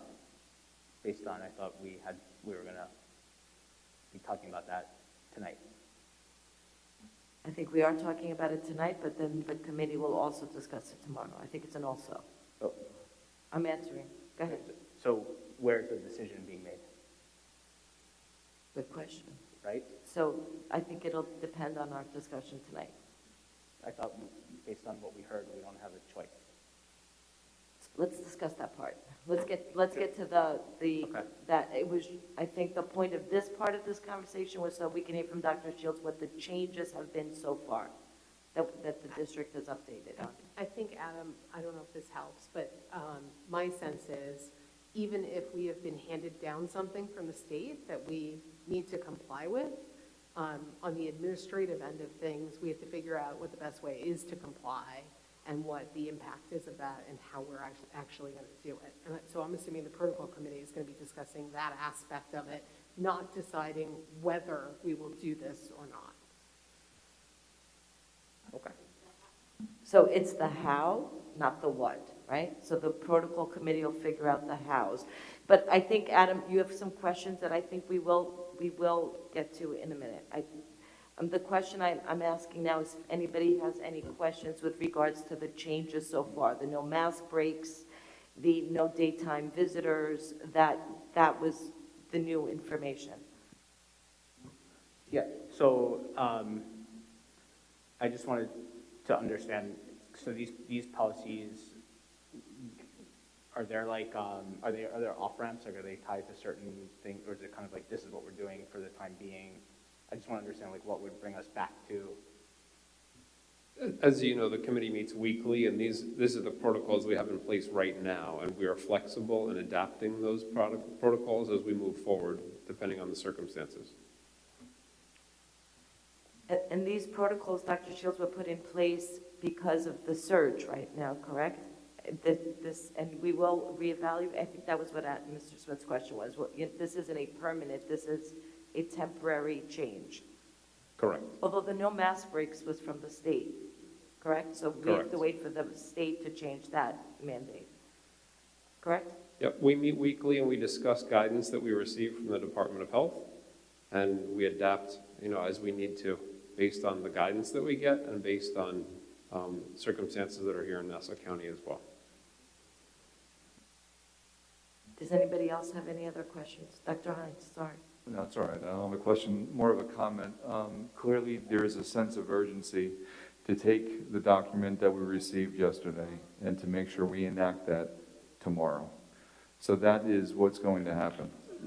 I want to be very clear, though, because I think I heard a comment about, well, School District X or School District Y put out some information today, and there are lots of other school districts that haven't, and the reason they haven't, just like we haven't fully committed, is because, as Ms. Gilliar said, there are certain things we want to make sure that we're taking care of before we disseminate any information to our community, to make sure that we have everything that we need to have in place to move that forward. But there is a real sense of urgency, for sure. And trust me when I say, as a parent, I truly appreciate everybody's patience, because this is trying on everybody, for sure. But we will have forthcoming information coming out tomorrow. Can I just also, for our sake, it's been very confusing for us as a Board of Education also, I believe, with all the changes and the guidance, even like I started earlier this evening saying, we started our last meeting was in December, and we had different guidance then than we do today. So just as an update for us I'm just doing a timeline. So the state guidance on December 23rd, they updated the test to state guidance, which provides local health departments, in our case, the Nassau County Department of Health, with clarification on what test to stay is. On December 29th, a letter came from the Commissioner of Health regarding the distribution of test kits for schools, including the ability to use those tests for test to stay upon returning from a school break. On January 4th, there was issuance of interim guidance on quarantine and isolation for staff, with a promise of guidance coming for students. Then on January 6th, the CDC issued changes in quarantine and isolation for a school setting, which included students. And as of last night, January 10th, there was a letter that was sent to administrators. The actual official document of guidance has not, and local health departments outlining the new isolation guidance and referencing the quarantine guidance. In that letter, which I think we've all seen, there were also questions about 5-day for isolation and then 5 days for return back to school masked.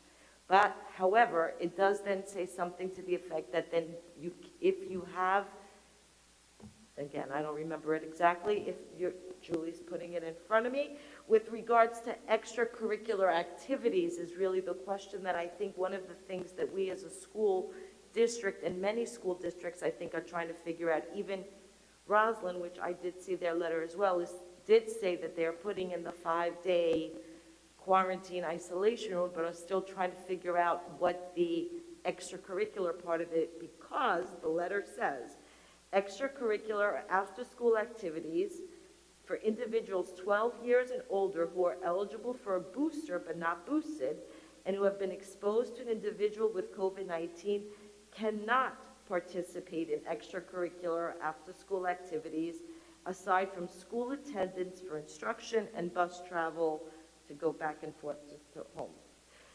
And they must adhere to a 5-day quarantine at home. So for instance, so these are, I think, the questions that I think, Dr. Hines, that we are all trying to navigate and figure out. And I think, Adam, to your original question, I think these are the details that perhaps the District Protocol Committee can try to work through tomorrow not necessarily the 5-day, if I'm correct, and let me know if I'm wrong, not necessarily the 5-day isolation and quarantine, but the other details that came in the letter. And is that the guidance that the further guidance that that you're waiting for, Dr. Hines? Right, and then also, for those of you who either read Newsday or watch News 12, the governor said there's no more contact tracing. So there's that whole edge that we have to contend with and figure out how to navigate through that. So again, these aren't excuses. This all happens in real time. As parents, you want to know if my child needs to stay home, is it 10 days, 5 days? You'll have that answer tomorrow. Actually, know what the answer is. You will have that correspondence come out tomorrow. Ms. Brooks, you have something? I'm a very visual person, and so to me, a flow chart would be really helpful. I don't know if that creates extra work for you, or if the state maybe has something, but the 5 days isn't necessarily 5 days if the child still has symptoms, or staff member still has fever, without fever-reducing medication, so forth and so on. So I always found that if this, then this. I don't know if that's possible. Well, you know what? We've got Shannon sitting at the table right there. Well, welcome. So, because I think that much as we did, I think last year, there was, do you need to quarantine if, and so forth and so on. So that may help some things. I do have some questions about the memo that came out from the Department of Health. Is this a good time to ask? Okay. So in the first paragraph, it says that the Department of Health is going to be following up with new guidance. Do we have any sense of when that is? It says the New York State Department of Health has reviewed these documents, will be issuing revised isolation and quarantine guidance. Do we know when that might be? No, It's from the January 10th. It's from yesterday's. It's in the first paragraph. They're going to release, it says, we will update our test to stay memo. It says shortly, release most recently, no. So the New York State Department of Health has reviewed these documents. And will be issuing revised isolation and quarantine And then they guidance. continue to say, we're giving you clarification, so I don't even know what that means. Okay, so we don't know what they mean. Okay. Are we still, because they're talking about fully vaccinated students and now students who have the booster, and if you don't have the booster, then this is what you do. If you do have the booster, are we still asking for parents to voluntarily provide information about that? Okay, and will we remind parents that they are being asked to volunteer, that it would help in the district determining where on this chart they go? Actually, Deborah, I have a question for us. Is it actually voluntary anymore when there's, no, actually it says booster is not. So your this rule about quarantine, I'm thinking out loud and asking this question. It says if you're all fully vaccinated individuals who have been exposed to an individual with COVID may continue to attend or work at school regardless of booster. So they still have to be quarantined for 5 days, right? And then 5 days. So it seems to me, based on this though, it doesn't matter if you're vaccinated or not, does it? Paragraph B talks about the extracurricular Only for activities. extracurricular activities, it matters if you're vaccinated. But Right. it seems to me, regardless of vaccination, right, based on reading this, regardless of vaccination, the 5-day plus 5-day quarantine applies either way. No, not, No? if you're, according to this, if you're vaccinated, you don't have to quarantine at all. If you're unvaccinated, it's 5-day quarantine. So, Dr. Allen, do you want to speak on this? Sure. I would just say that if a parent opts not to give us their vaccination status for their student, they would follow the non-vaccinated guidelines. Okay, thank you. We need just to make that clear so the parents understand. Okay, in paragraph D, on the second page, where they talk about isolation, and then the last sentence says, if symptoms persist, further isolation will be required. Do we know what time period that means? Are we back to the 10 days for that? Or is this a question maybe you could ask the Department of Health? Because I don't know if, I don't know, I think if symptoms persist after the 5 days, they require to stay. Further isolation. But Further, does that- another 5, I would imagine. Yes, but after 10 days, are they now out? I mean, do we go back to the 10 days? It was always that by day 10, if they were still exhibiting symptoms and they hadn't been resolving, they would have to continue to stay out. So that would continue then? Yes. Okay. In the general guidance that they gave, I think when they dropped it from 10 to 5 days, not about schools, but in general, it's 5 days, but if you're still symptomatic, you have 72 hours if it's within the 6th to 10th day, and it's 24 hours after the 10th day. I don't remember yeah, I'll tell you exactly, that's but yeah. yeah, I mean, Yeah, that's how it's written in the CDC guidance. Okay, okay. You see, this is why the district protocol committee is meeting tomorrow. Yeah, so these are questions that perhaps, I don't know if. Are you done, Deb, or you have more? I can yield to somebody else. I have more. Okay, I saw Rachel's hand, and then I saw Nanette. Rachel, you have more? No? I don't mind letting Deborah continue. I mean, if she has more questions. Okay. So one of the things that this guidance says is that when the child returns to school, if they're returning after day 5, they must wear a mask at all times. So what are we doing about outdoor recess? What are we doing about lunchtime? So I think The whole those are idea of things- shortening the quarantine and the isolation period was to get the kids into school, but they still have to wear a mask. So to me, that creates a tension. So it does create a tension, and so I know from speaking with my colleagues today, it was lunch, and it was that question, are the things that they don't know the answers to yet. So before we even meet tomorrow afternoon, we will be discussing these particular questions, and there's a few more of them too, by the way. But again, to underscore some of the things that we can communicate clearly tomorrow, we will certainly do, and some things that we still need to flesh out, we will certainly flesh out and then take the proper time to do that. But I do like the idea of having a flow chart, something visual. I think that's important for our parents and for our staff too, by the way, to understand as well.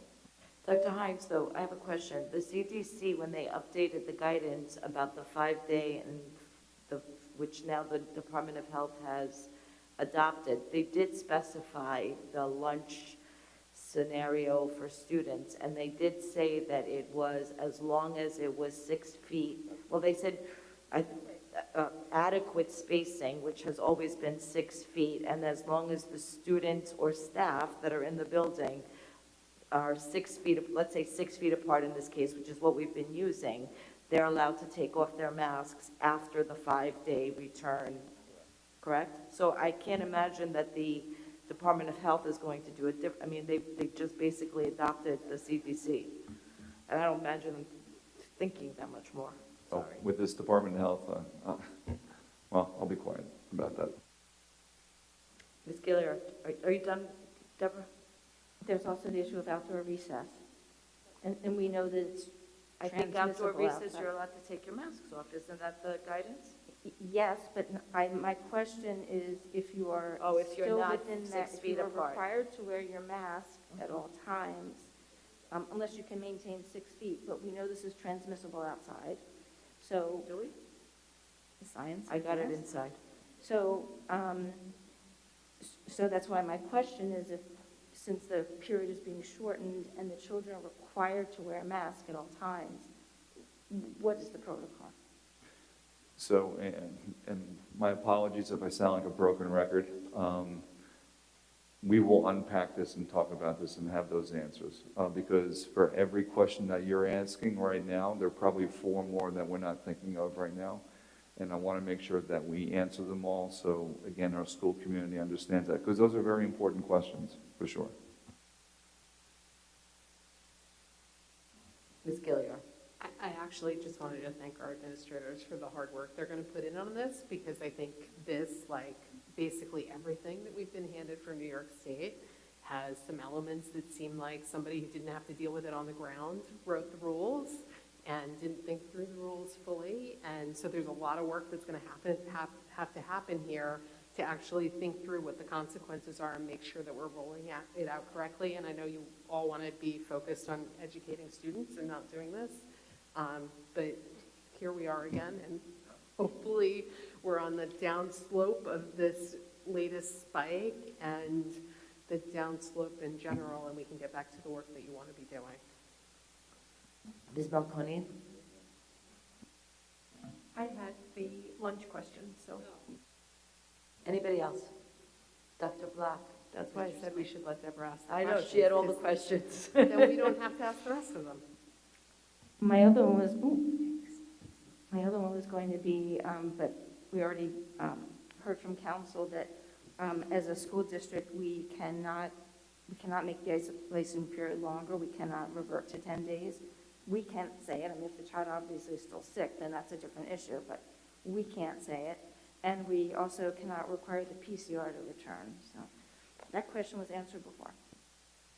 Okay, great. So, Mr. Smith, sorry. I think you were about to go into something that's going.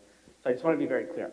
So we're saying that the district is adopting this effective immediately, details TBD, but nobody's going to be kept home any longer than necessary starting tomorrow. Is that? That is correct. Okay. Okay, if anyone has, does anybody else, if we don't have any further questions on the protocol, the guidance updates or anything like that, there was discussion about test to stay. That was also part of the guidance, and Ms. Epstein, if you can give us that, and surveillance testing, and go ahead. So the updated guidance did include information regarding test to stay. As we stated earlier, it also said there will be more guidance provided. However, just proactively, Ms. Bays and I did reach out to our Nassau County legislator, Julia DeBrigio-Witten, to discuss test to stay, to see the direction that Nassau County, as other counties, have been going in. And in addition to that, to find out if there would be funding sources for school districts if they were not going to do test to stay from a county level, but they were going to allow the individual schools to do that or to participate in surveillance testing. The update from Ms. DeBrigio-Witten is that she's looking into the funding source. She did direct us on how we could order more tests if we want to have them on hand, if the county does move in the direction of test to stay, or if we as a district want to do surveillance testing. I just want to remind everyone that surveillance testing is somewhat similar to getting the consent of a parent and potentially setting it up where we want to maybe do pooled testing where we test 20% of our staff and our students, and of those that get consented, we could go ahead and see what our positive rates are within our community. You can also do other type of random samplings that you want to impose if that's something that as a district we want to do. Again, some of the guidance is still being handed down on it, so these were just preliminary conversations. It's actually a conversation that also is relevant, I think, in that kind of builds into the next conversation about live streaming that we'll be having. Did you? Yeah, UC, I'll ask it. But test to stay would only be relevant for students that are unvaccinated, right? Because in this situation, that with the new guidance, students that are vaccinated basically don't have to quarantine in any situation. There's no exposure where they would have to quarantine. So test to stay would only be applicable if the county were to adopt it for unvaccinated students. Is that everybody's understanding? It is true. I do think in some instances we have had close contacts that were vaccinated for some reason. I don't know, I'm looking at Dr. Allen. We have had some close contacts that had to quarantine. Maybe it was because they were symptomatic. I don't know the information behind that. In this instance, a symptomatic person would not be doing test to stay anyway, only asymptomatic unvaccinated person. And probably also, Dr. Block, to your point, is why we're going to hear updated guidance on test to stay based on this guidance that came out on January 10th, right? I really believe, again, COVID brain working here, I thought that the CDC guidance that came out on January 6th did say something about test to stay, and it was about it said that it basically took out the unvaccinated part, and it was if you're deemed a close contact, whether you're vaccinated or not, you could participate in a test to stay. I could be making this up. Now, we also just heard from Dr. Hines that the governor had a press conference today, and they're basically saying they're going away from contact tracing. So there goes test to, so I don't know how this all, like, these are all good questions that I think we're all kind of grappling with, because there's really no direct answers on. Sorry, Ms. Epstein. Go ahead. I was just going to say, the governor also said she's going to be sending test kits to the school districts on a weekly basis so they can do test to stay. There are other districts within New York State that are offering test to stay for all asymptomatic students, regardless of vaccination status. That is not currently how the guidance is written, but there are school districts doing that. Again, we're at this precipice where the guidance is going to be updated on that. We haven't implemented test to stay, so I think it's wise for us to kind of just keep our eye on this and incorporate it potentially long-term into our forecasting for how we move forward. The other thing I think you forgot to mention, Ms. Epstein, is that our legislator did tell us that they're expecting $100 million coming from the federal government for a second round of COVID-related protocol funding. And she did talk about, because we did ask why other counties have adopted a test to stay or have adopted, for instance, Westchester County has surveillance testing and the pool testing that they do. And she thought that the funding that the federal government, to your question, Ms. Allen, I think you had a conversation, Dr. Allen, sorry, the conversation about the funding and that you were told that the legislature is holding on to it. She was under the impression that the funding that they received was used towards stimulus funding for businesses, like they weren't actually told to hold it for schools, they just had a general fund, and she feels that they gave that out, which is then why she said that they're getting $100 million they're expecting. And we asked, can we be part of this discussion on where you spend this $100 million, and if it's going to go towards schools, could we have a seat at the table? I will tell you that this afternoon, I did get an email from the governor's legislative representative on Nassau County. He was the Nassau County representative. I had reached out, if you all remember, like back in, I think in the beginning of October, I don't remember, when we were trying to get our exit ramp letter going, and he had not replied to me. And then Delia actually had him call me today, and I'm gonna set up a call to talk to him to see if we could be part of the discussion of where is the governor, when she starts making decisions and starts thinking about, how there's exit ramps or what exactly, the new test to stay mandates or whatever I'd like for us to, at least as a school district, to have a seat at the table as a Long Island school district who's giving some sort of an opinion on how we're guiding. So that happened late this afternoon. I haven't spoken to him, but Delia also got that organized for us. That was part of our discussion on Friday. Does anybody have questions about test to stay other than what Dr. Block, you just said? Mr. Smith, you do. So are you saying that there's a possibility we could implement test to stay if the county doesn't, no? It depends on what so the old guidance said the county had to adopt test to stay. So if now we're expecting new guidance, it might say that the county does not have to adopt test to stay. That it could say that every school district could do it on their own. And, these are all conversations that we, again, are doing this maybe. But she didn't give you any impression that was on the table? No. Okay. And what the conversation that we had with Delia, it didn't sound like that the county would be implementing test to stay, because Delia did tell us on Friday, but wait, she said it's a 5-day isolation. And we said to her, what are you talking about? It's not 5 days for students, it's only 5 days for staff.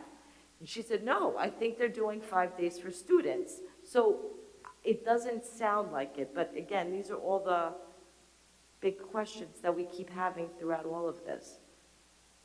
Does that make sense? Which it doesn't, but it does. It doesn't make sense, but I It does. get, yeah. Does anybody else have anything?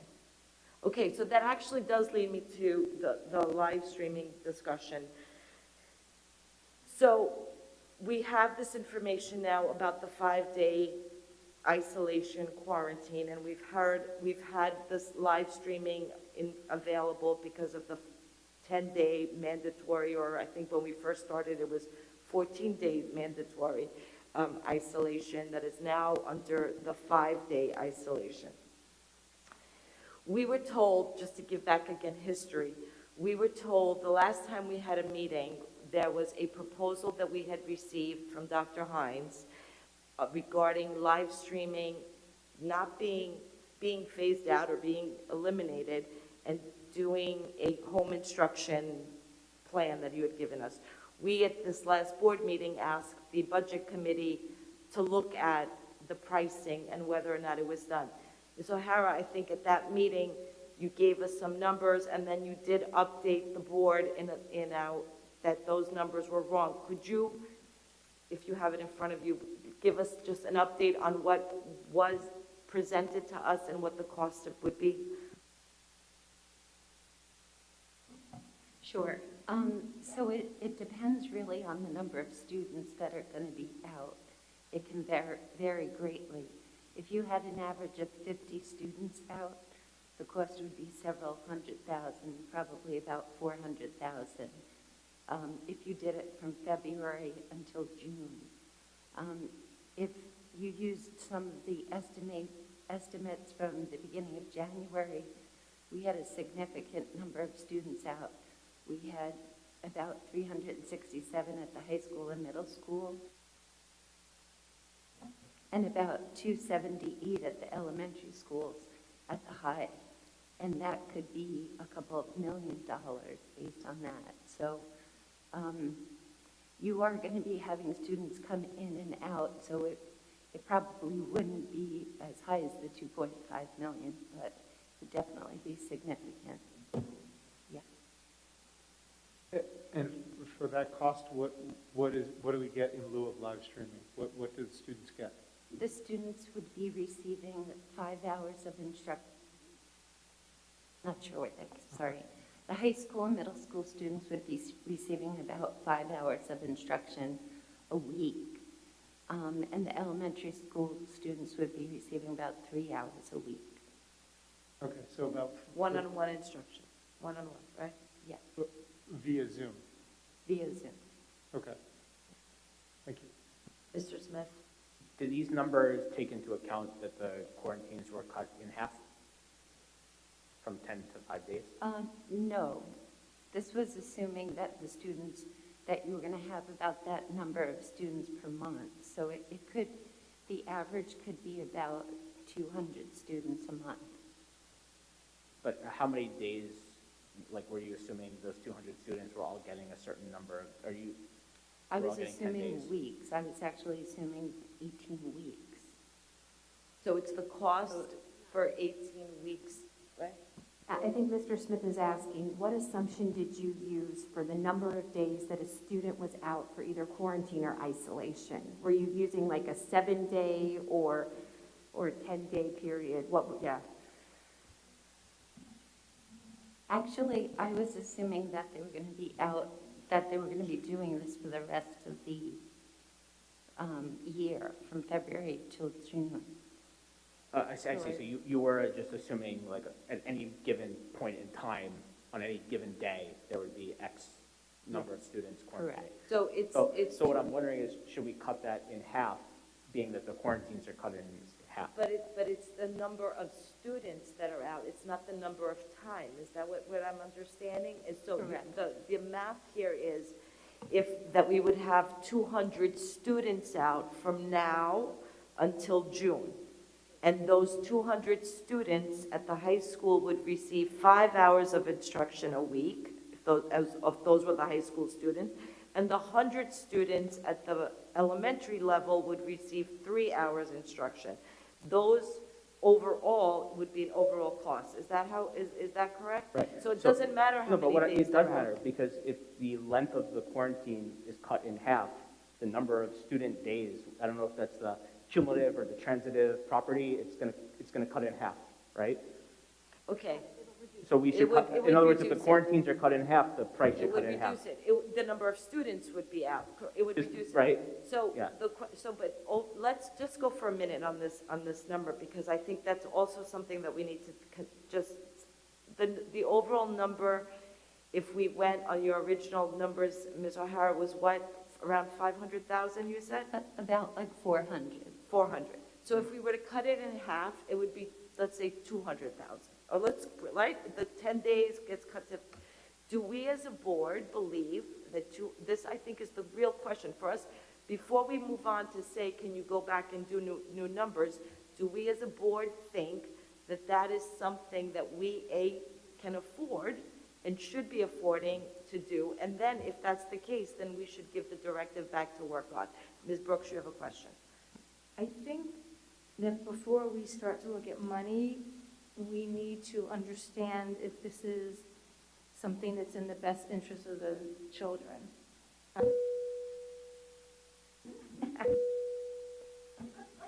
Stop that.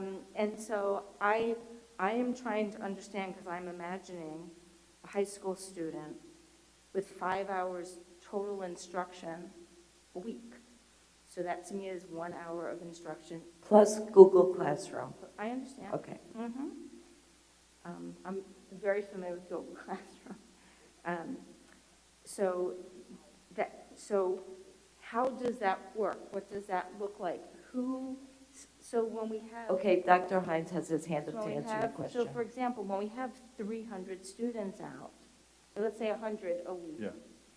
And so they're not going to get instruction during the day, and are they getting it at 11 o'clock at night? And who is Sure. teaching them? And Yeah. how is the student who's got honors classes or AP classes or whatever, how is this working? That's my concern before Yep. we even start to look at the money. Okay, I'm sorry, I'm going to interrupt you for a second, Dr. Hines. I know you're going to answer, but I am going to put us back on our lane. Where the what, the how are very good questions, but those are questions that would have to be worked out, but I'm going to let Dr. Hines But answer. before we authorize money, if we feel that this how or the whatever it is, if we feel that this how is not worth the money, we need to understand what we're buying, basically. Cadillac. For a couple $100,000, or maybe more, depending on, some kids may be in quarantine longer, or isolation longer. So, all right, let me first make it clear, this is not Miss O'Hara's plan. All right, so I just want to be very clear about that. It's No. This was based on the model that we have for students who have to receive, let's say, home instruction, right? So if a student needs to have home instruction, we have a system in place that allows them to get, let's say, 5 hours a week, right? 10 hours a week, really. I believe it's 2 hours per subject area at the secondary level, and it's less at the elementary level. What we did was we kind of split, when I say we, me, split the difference as opposed to 10 hours a week for secondary, made it 5 to focus on just content area, ELA, math, science, social studies, and a foreign language.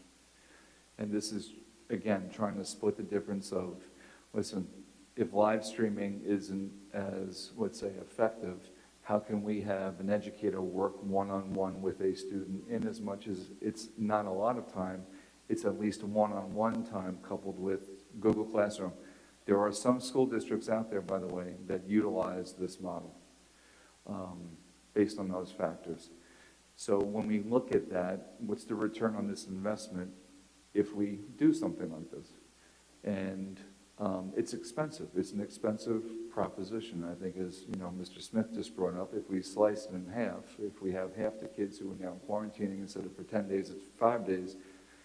Think about how much this would have cost now during this surge with all the students that are out. It would have been, even with what we factored in, it would have been incredibly expensive. And I think over time, it would be very difficult to sustain and maintain. Not only, I think, financially, but if we have 200 students out, let's just say, this week. How do we find 200 educators to work with those students? And it's very, very difficult. But I love the concept of this because I think if we're going to, and I want to, move away from live streaming, we need to think of something that's going to really be in the best interest of kids. What is that? So if you allow me, oh, I'm sorry, because I'm sure you have other questions. Well, I'll try to answer those first, and then I'll segue into some of the other things I have in mind. I actually think if you could segue, Deb, if you don't mind, I think you should segue into some of the things you have in mind, because that might address some of Deborah's questions. All right. Okay, Deb? So we heard, I think, from 15 educators this evening. I think it's still this evening. And they were incredibly passionate. And I read once, and I wrote this down, teachers are the lifeblood of every school district, and I really do believe that. It's incredibly true, especially here in Port Washington. I'm beyond thankful for how our teachers have gone above and beyond their call of duty this year and last year and even the year before. And their stories were powerful, and I think it really resonated with everybody, and not just the teachers, but even our administrators, which I deeply appreciate. So here's my recommendation. The teachers and the administrators, I think, need to get together. I think it's time that we have a group get together and try to brainstorm ideas and figure out how we can solve this problem. And I think we can. But we have to solve it like now. So my recommendation is, I think our next board meeting, I believe, is the 25th? Okay.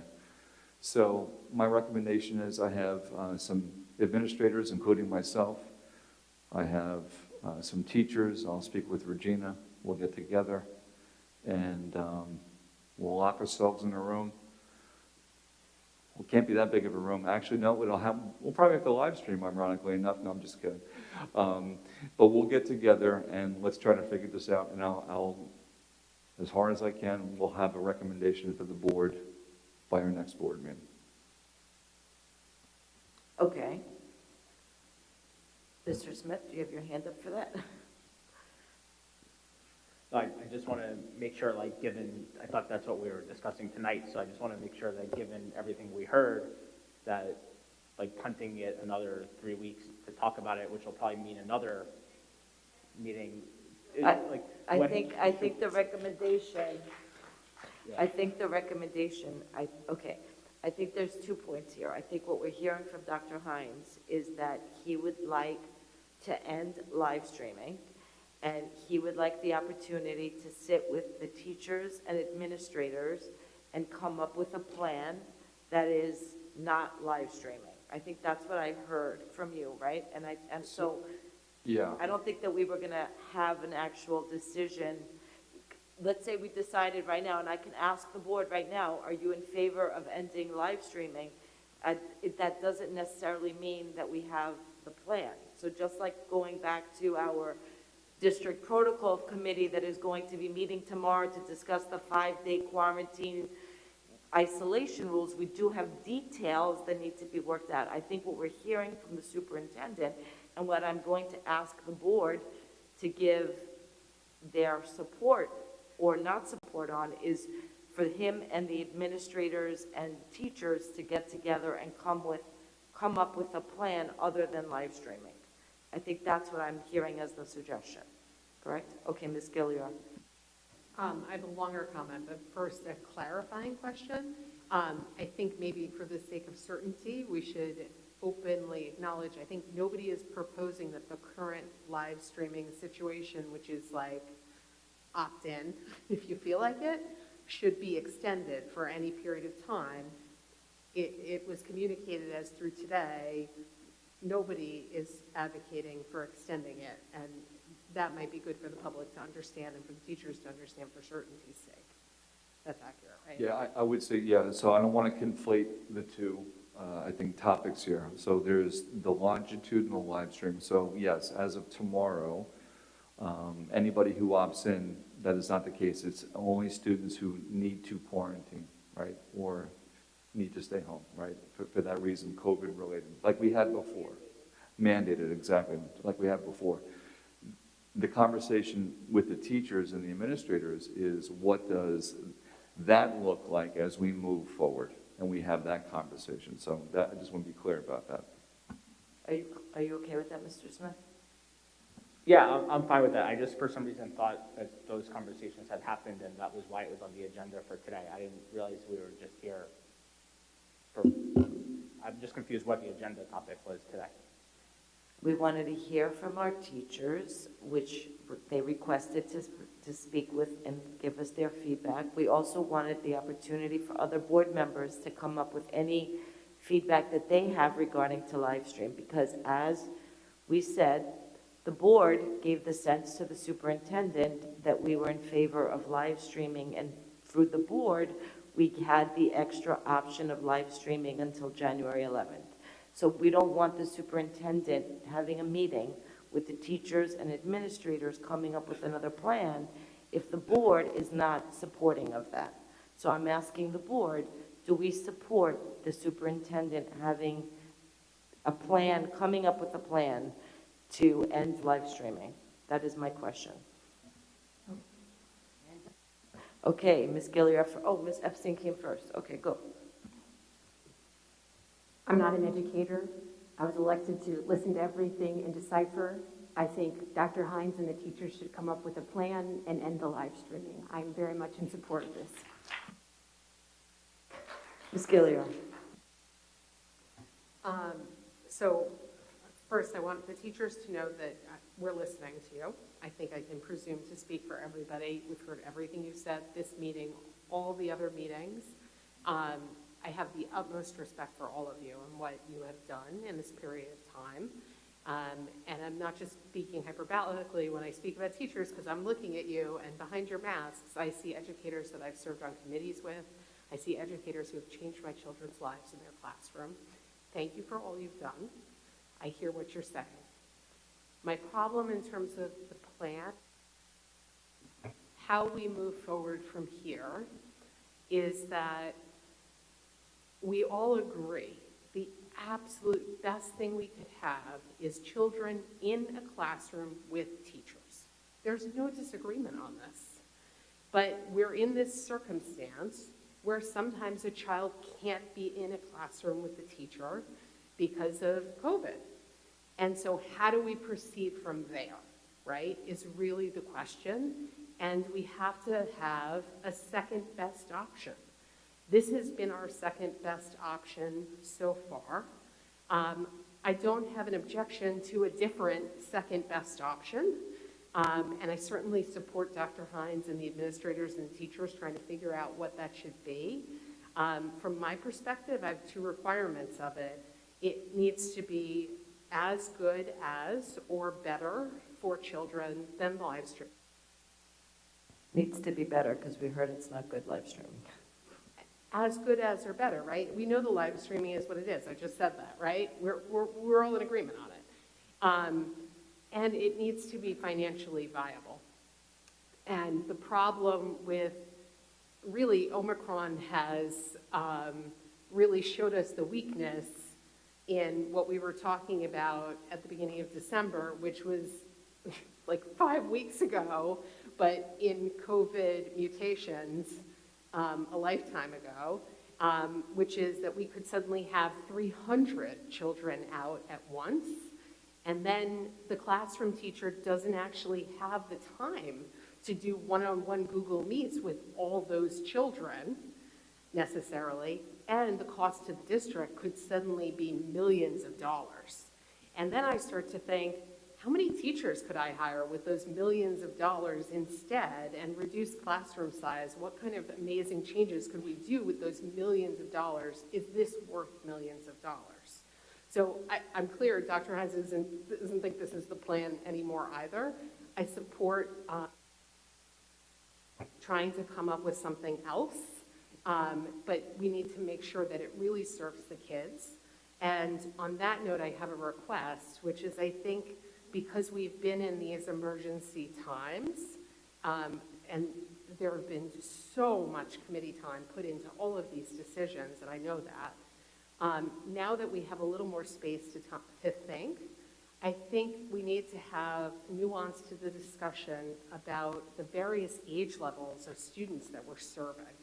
Because what the solution is for a kindergartner is not the same as what a 11th grader needs from class. And not being in a classroom for 5 days and having handouts versus having something else is a very different impact in terms of learning loss on a kindergartner versus somebody who's doing AP Physics. So I'll leave it at that. I know this is the first of many conversations that you're going to be having. Not that many, because he said he'd come to it with us with a proposal on January 25th, so you have 2 weeks. I mean, that means he's going to have those many conversations in 2 weeks, right? I mean, I think this is a serious charge to try and find a solution. I don't know that there's a district that has a really good one, but if there is, I'd be interested in hearing about it. Dr. Block, did you have something? Or, oh, I know that does.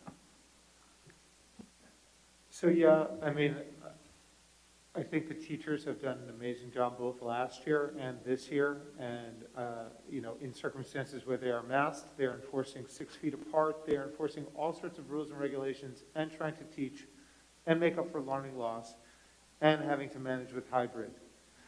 Hybrid is tough. I teach hybrid. I mean, I do, and I don't love it. But some students can't go to school for an extended period of time, and the alternative is really live stream or nothing. And the alternative that I've seen right now is tutoring. And tutoring seems to me, for what amounts to 36 minutes a day for an elementary school student at a huge expense, doesn't seem like a great option. I don't know what the right option is, and I look forward to hearing about some more options, but I don't love that option as an alternative. That said, live streaming is not sustainable for a couple of reasons. One is that what Evelyn Gabriel said, which is that it takes away from the contribution that the teachers can make to the students that are in front of them, right? They have to divert their attention, and that is attention that is drawn away, and I think that's very concerning. There are some options that are available. So Diane came up and said, she talked about, what about just listening? Having a kid available to just listen. They have the opportunity to turn it on, but they don't have the opportunity, they don't have the same opportunity to participate because participation is complicated. I think we have to explore multiple options, recognizing that the current one is unsustainable. Thank you. So you support Dr. Hines coming up with Plan B? Yes. I'm actually going to use Ms. Gilliard's words, though. So far, what I'm hearing, Dr. Hines, and I'm just going to go down the line, and if anybody has anything else, as long as it's a plan that is good or better than what we currently have and is financially viable, and perhaps looks also at the different age groups, whether it's, you know, elementary, middle, and high school, because the needs are different. And I think we've heard that also from community members that we heard from tonight. So far, that's what you're being given as a quote-unquote directive. But I'm going to move down the line, and we may add things. Ms. Brooks. Thank you. It's as though the two of you had my notes in front of you, because I'm not going to... Okay, time's up then. I said, okay, time's up then. Yeah. So I know that the teachers have not liked live streaming for a very long time. I've heard everything you've said since March, well, since we started this. Every time you've been up to the mic. And for me, there's a tension, because I have heard throughout the year and a half from many parents and students that the live streaming has saved them. And for the students who are home, who are forced into quarantine because they had the bad luck to sit next to somebody who was sick, these kids feel punished. They feel excluded from the classrooms. They feel excluded from their friends. And the live streaming gave them a window into the classroom to see their teachers, to connect with their teachers, as though I have never said it's as good as in-person learning. I never will. But it was second best at the time. And It helped the kids not fall behind. It allowed them to come back into the classroom after their timeout was over, for the ones I've heard about, being able to pick up and run. And my concern is that the kids who are healthy, who are being kept out of the classrooms, and even the ones who are sick, but these kids who want to be part of the classroom and they want to learn.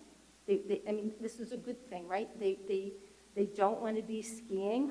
It actually distressed me to hear that when the sense of the board was to allow students to go remote for the past week, it was because parents were afraid and they had concerns. It wasn't for kids to go skiing. And I am very distressed to hear, Deb, remember you're talking to us. Yes, but I understand I'm talking to you, but I do feel an obligation to address the teachers as well, and to have them understand it was never our intention to allow a free-for-all. Should we have foreseen it? I'm not quite sure. I think we felt that we were trying to do something helpful for parents who were crying out for help. This was not a way to, anyway, so I want to acknowledge that. But going forward, how do you feel about the So going plan? forward, I have no need to continue that aspect of the live streaming going forward. I am hoping that this surge is behind us and that parents now can feel more comfortable. I have sent my child to school. I felt comfortable. I understood. But I'm wondering if there is some way to keep the window open for the parents and for the students who want to have that window open to them for who it's working. Whether we make very strict guidelines, the mics are always off. If you have a question, email the teacher afterwards. If the technology isn't working, email the teacher afterwards. Because I'm concerned about the sustainability of the couple $100,000, which could creep. And I'm thinking about where is the best place to put Wait, that. I'm sorry, So- the couple $100,000 is off the table, correct? This plan for home instruction is not what you're proposing. Oh, it is no longer being proposed? No. I missed that The part, sorry. plan, the proposal right now is for Dr. Hines to have a sit-down brainstorming meeting with teachers and administrators to come up with a plan that is better than the live streaming, that is financially viable, that addresses the needs of different student grade levels at different levels. I misunderstood, I apologize. Okay. Yes, I'm all for something that is better than live streaming and financially viable, because unfortunately, we don't have an empty well. Mr. Smith? Yeah. So I'm all for looking into options to end live stream. Like everybody said before me, I think it was something that was developed in order to get us through to a certain time, and it served its purpose. I'll reiterate what was said before about looking at the different age groups differently, but I want to throw out something also completely from left field that we should think about. And this is Dr. Hines, I'm looking at you, but I can't see you through Rachel. At what point, as we've dropped quarantine to 5 days, is this kind of like a moot conversation? And I'm wondering if that's something we should be talking about as part of this. Actually, something I was adding into the thing is that we have to take into that was part of my other, that we have to take into consideration the reduced isolation and quarantine times. Yeah, so I think you bring up a really good point. To be honest, when I first read the guidance, the document late yesterday from the New York State Department of Health, it was the first thing I thought about.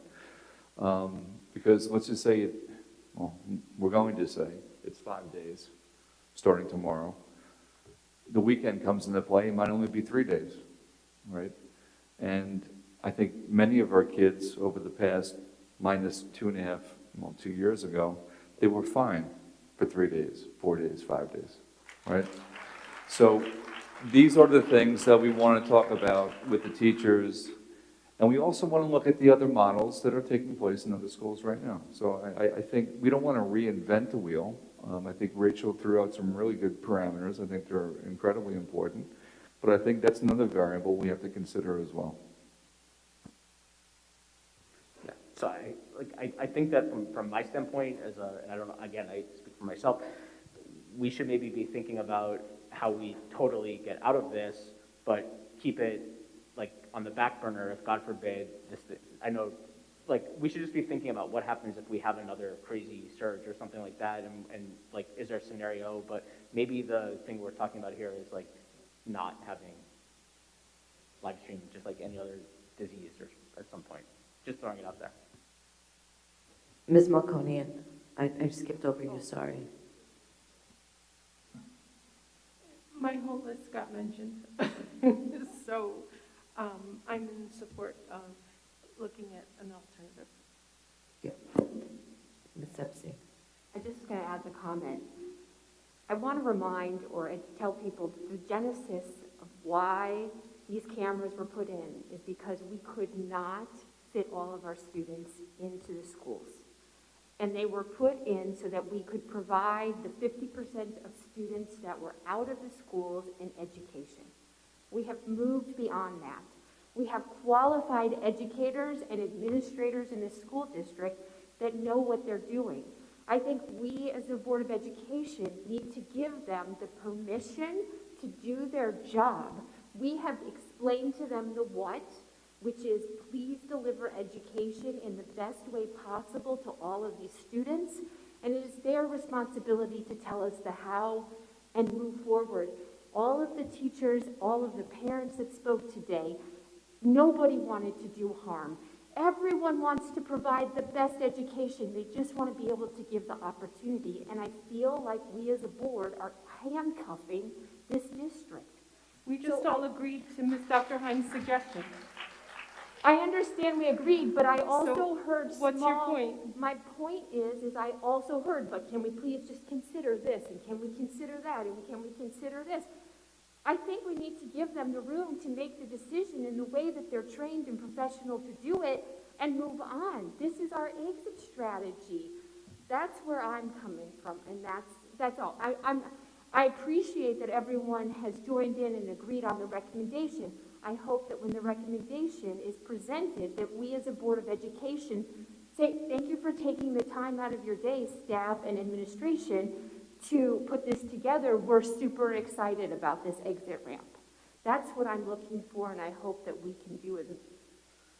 Yeah, I mean, I think everybody hopes that we get a plan that we can say that, but we all just said we want to look at ways to get out of this, but we don't abscond our responsibility as the elected officials who govern the school district because the employees think that this is the way forward. Like, we still have to like it, so I think that the fact that well, otherwise they wouldn't have boards of education. No, right? I Yes. disagree. Okay. And I happen to agree, Ms. But the bottom line but that's is, okay. the bottom line is that we're trying to find a path out of this, and we should try to do that as quickly as possible. Correct. So we've all come to agree and consensus. If I didn't take a formal vote, do you want to add something? Sorry. So I think we're doing the opposite of handcuffing here, actually, because what I heard was an opening to consider any and all options. And in my mind, from what I'm hearing, the range is anything from changing the current plan that we have for live streaming and the parameters for live streaming and the rules on it to make it work a little bit better, but serve children with the way they need, to eliminating it completely and doing nothing else. And then in between is addressing it in some other ways. We did hear from a lot of people tonight. I think it's important to note that we've gotten a lot of emails in the past 2 days from parents advocating heavily for keeping live stream for a lot of the reasons that Deborah just represented verbally. And I think it is important that we look, I agree with you. I think we should be listening to educators and listening to their expertise, but parents are seeing things from the other side of things and the impact that it has on their children. And it's important that we take all of that into account. But I think, look, we've given Dr. Hines the go-ahead to talk to administrators and talk to educators and come back with a plan that hopefully is better than what we're currently doing, and hopefully that therefore we can all support. And I don't think anybody could ask anything more than that. I think the point that was missed is that as a board, we have gotten proposals that we did not support. And I think the point that was being made before is that we've heard from educators that we pay dearly and very well deserved that have told us that live streaming is not working. We've heard from our administrators that live streaming is not working and is not the way to educate our students. And yet, we as a board have also heard from community members that feel that it is their best option and that they would like it. We've heard from community members that they'd like to be on vacation and have the live stream option. We've heard from community members, I mean, we've heard a lot of things from a lot of different community members. That's not fair, Emily, because... Hold on, let me finish.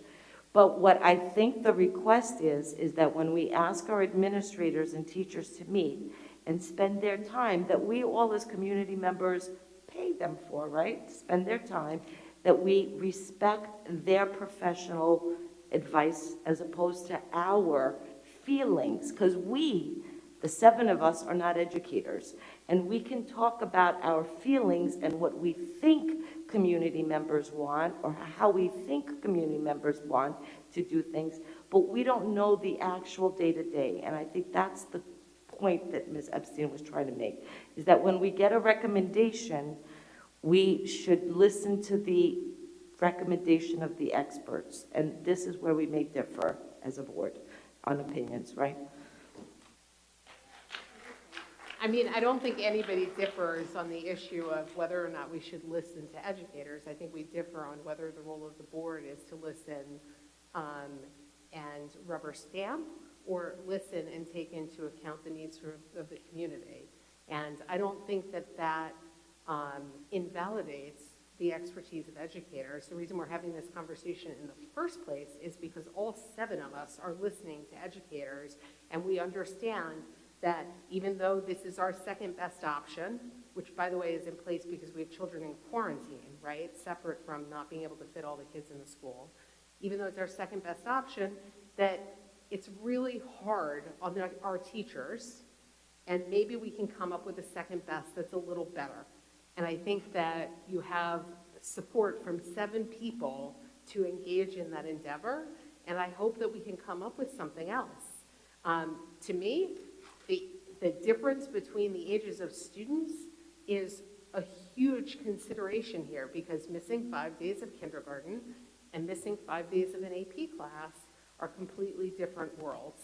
And if we're concerned about equity issues, which we often say we are, we should be concerned about kids missing 5 days of an AP class, because some parents will be able to fill that problem with tutoring that they pay for themselves, and some parents won't. And the parents who won't are those children now going to be experiencing a lack of success in that class as a result of it, right? We want to make sure that we're supporting our students in this. And I think having a concern for supporting students is not the same as not trusting educators. The two are mutually exclusive. You can respect and trust your educators and care about our students too. I know that because I do both. I agree with you. I do believe that. I agree with you. Except that, we can debate for days on end, and especially you and I, we can debate for days on end on who is using the live streaming, who is using the tutors, who is doing, equity-wise, I would say to you that the student who can afford the tutor also can turn on the technology much easier, or has access to the parent at home to turn on the technology. There are equity questions with live streaming as well. We got some emails about cramped quarters and live streaming. In fact, if somebody who's living in cramped quarters, I can't see how live streaming works in their advantage. We heard from teachers that said that parents were coming into the part of the live stream asking questions or maybe doing something on their own. So I agree with you, there are equity issues and that we as a school board should absolutely be looking at all the equity, 100%. And I do think we don't have to go back and forth on debating because like we said, we've all agreed that we're going to ask for a recommendation and we're expecting that you'll have the recommendation by January 25th. I'll have it tomorrow. No, I'm just kidding. Yes, by the next board meeting. Ms. Brooks, you have something? I just want to say that this is a process, and this board and the board last year, and even the board the year before, which included received recommendations, and we've said, go back. And we've had, because we said go back, we actually ended up with something better. And I'm also looking at you. So sometimes, even though we're not the experts, we have a different perspective and we can lend a thought. It may be rejected, but the process sometimes ends us up in a better place. So already I was confused. I thought the home instruction was still on the table. It was the recommendation last time. It's no longer on the table. So what I'm hoping can come from this conversation is that we're able to speak freely about what we think is good and what we think is bad, and then we get to a better place as a result. That's my wish. Do you have something, Ms. Mulcahy? I just want to clarify that the perspective that was shared that certain members of the board were rejecting professionals is completely out of line. There were conversations, we were only offered live streaming and home instruction. That is no longer the conversation, and you got full support from the board. So this has been an evolution of many variations of conversations, and this board has faced in a very, very dedicated and diligent way, asking questions to be responsible. And I'm proud of that work, and we will continue to do that work as the guidance changes, this whole conversation changes now that it's a 5-day. And this board has taken this work seriously, and it should not be conveyed as other than that. And the professionals in this district are respected at all times. Okay, any further comments? I think we all are in agreement on what your task has been. But moving on. Oh, second opportunity for community comments. On COVID protocols, please.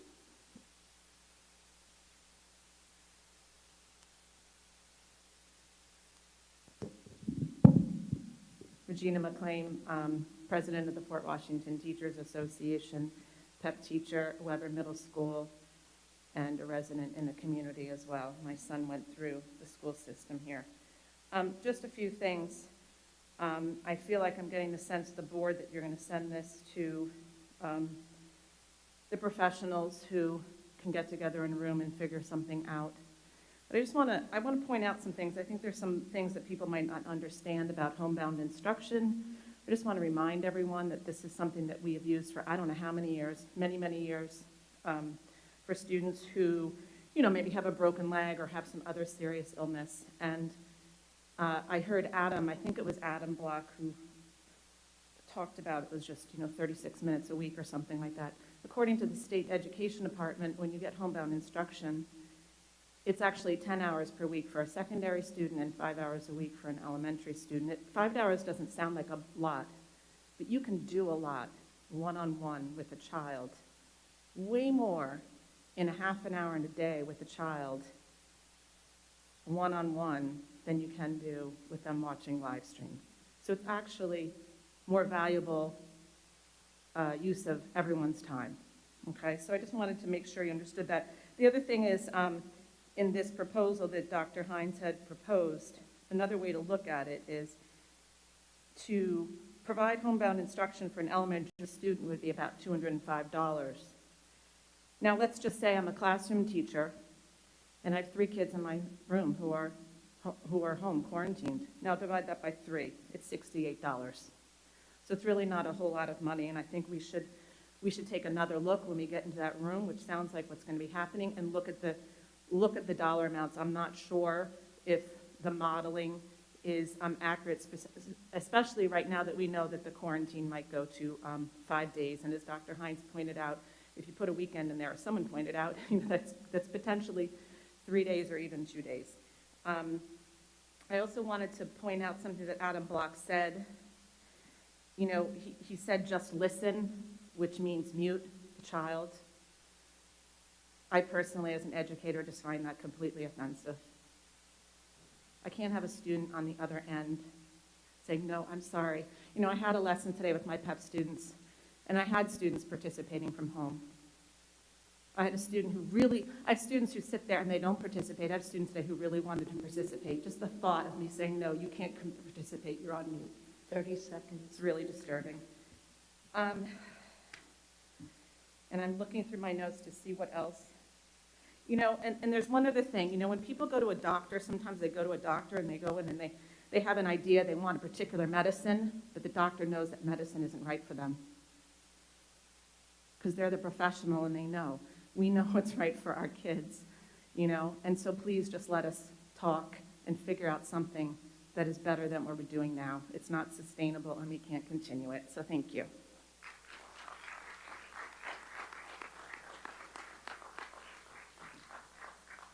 Julie Katz, just a few things I want to bring up.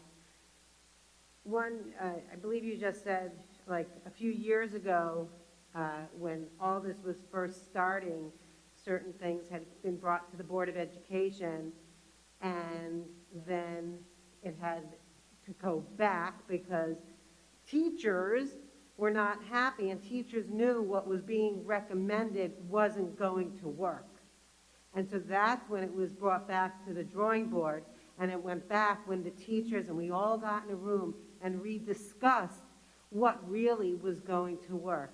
And that was when, you know, back in, I guess it was last September, when that whole plan on how we were going back was going to work. And the first time it didn't go through right, and that's why it had to come back to you, and we all sat down together and made it work. So I appreciate the opportunity for it being, you know, for us to have this conversation as professionals, because we are the ones who are in it day to day.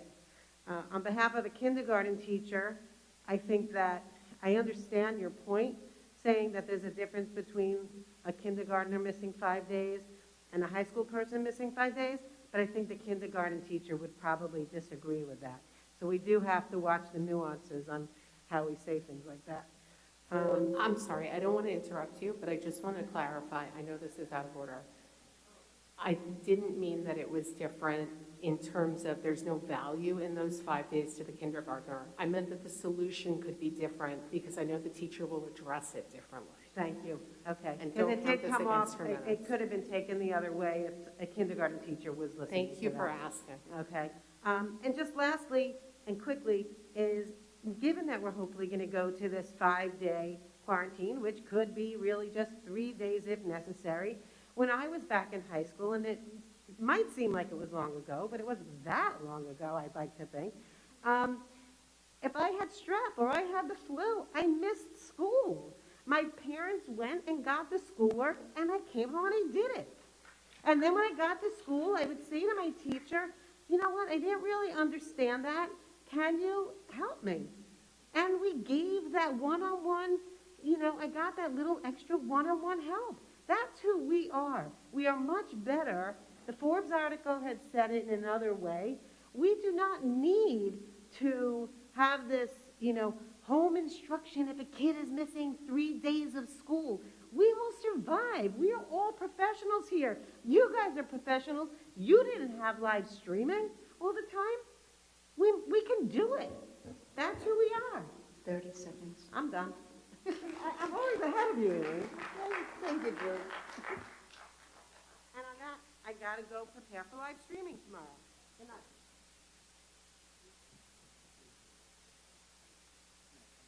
I'm back. Picking up where I left off before, the difference in the way some parents might think.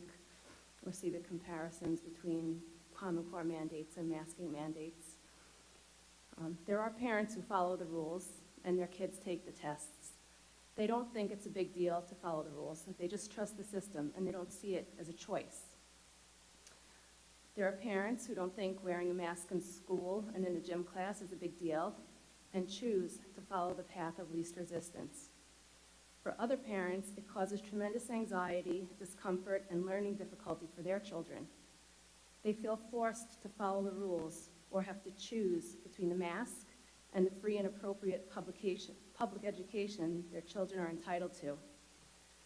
The irony is that some of the loudest voices in the opt-out movement against testing mandates have been silent about mask mandates. Accommodations were made for kids who opt out, yet not one single accommodation has been made in this district for kids who medically cannot wear a mask. Diversity of thought on a school board and a community is a good thing. Hypocrisy, however, breaks trust. Ultimately, as parents, we all want the same thing: to choose what we believe and know in our hearts is best for our own children. If everyone would just pause and reflect for a moment, we might just realize that we're all parents first. Parents who love and want to make the best choices for our children. Parent choice is critical to the foundation of rearing children. We cannot look to the state to tell us what is right for all children. Nobody knows what is best for someone else's child.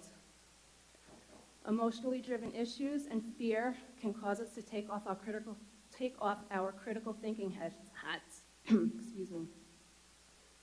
We can lose our sense of fairness and freedom. We've faced many obstacles in the past, including the testing. At the root of it all is not the best interest of our children, and there is much data to make us certain of it. For the well-being of our children, you must put on your critical thinking hats and make the direct correlation between the freedom to choose between tests and masks. Both are government and schools. 30 seconds. 2 governors, one unelected, have held you hostage with the threat of loss of school funding.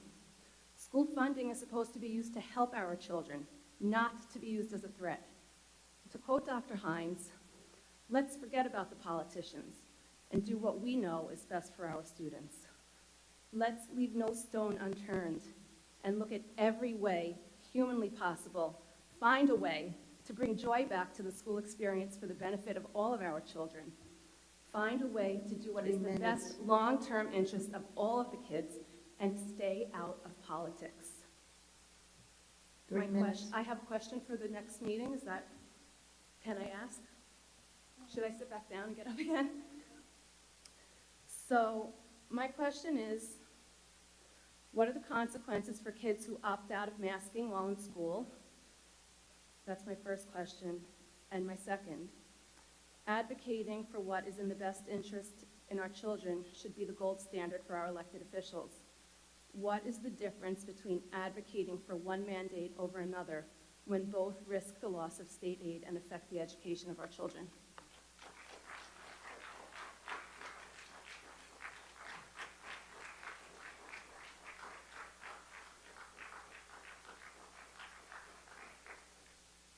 Thank you. I'll be very brief. I just want to build on what Ms. Katz said before about never having home instruction for students who are out for a maximum of 5 days. Trust us, please trust us to catch your children up.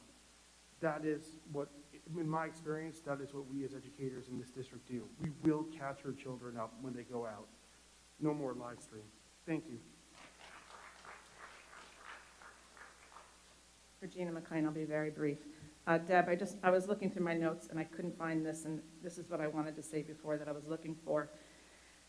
Deborah, you had said that, you were very distressed to hear that students were off skiing, and we've also heard of students logging in from Korea, from Colombia, people who just stayed away on vacation and didn't come home. And you said you never intended that free-for-all to happen.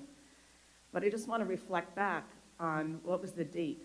December 29th, 30th, whatever date it was that it was decided that this was going to be implemented. It was never discussed with the teachers, and if it had been, we would have been able to tell you this is going to turn into a free-for-all. So please, in the future, involve us, include us, and stop making decisions without our input that directly impact our classrooms, our teachers, and our profession. Thank you.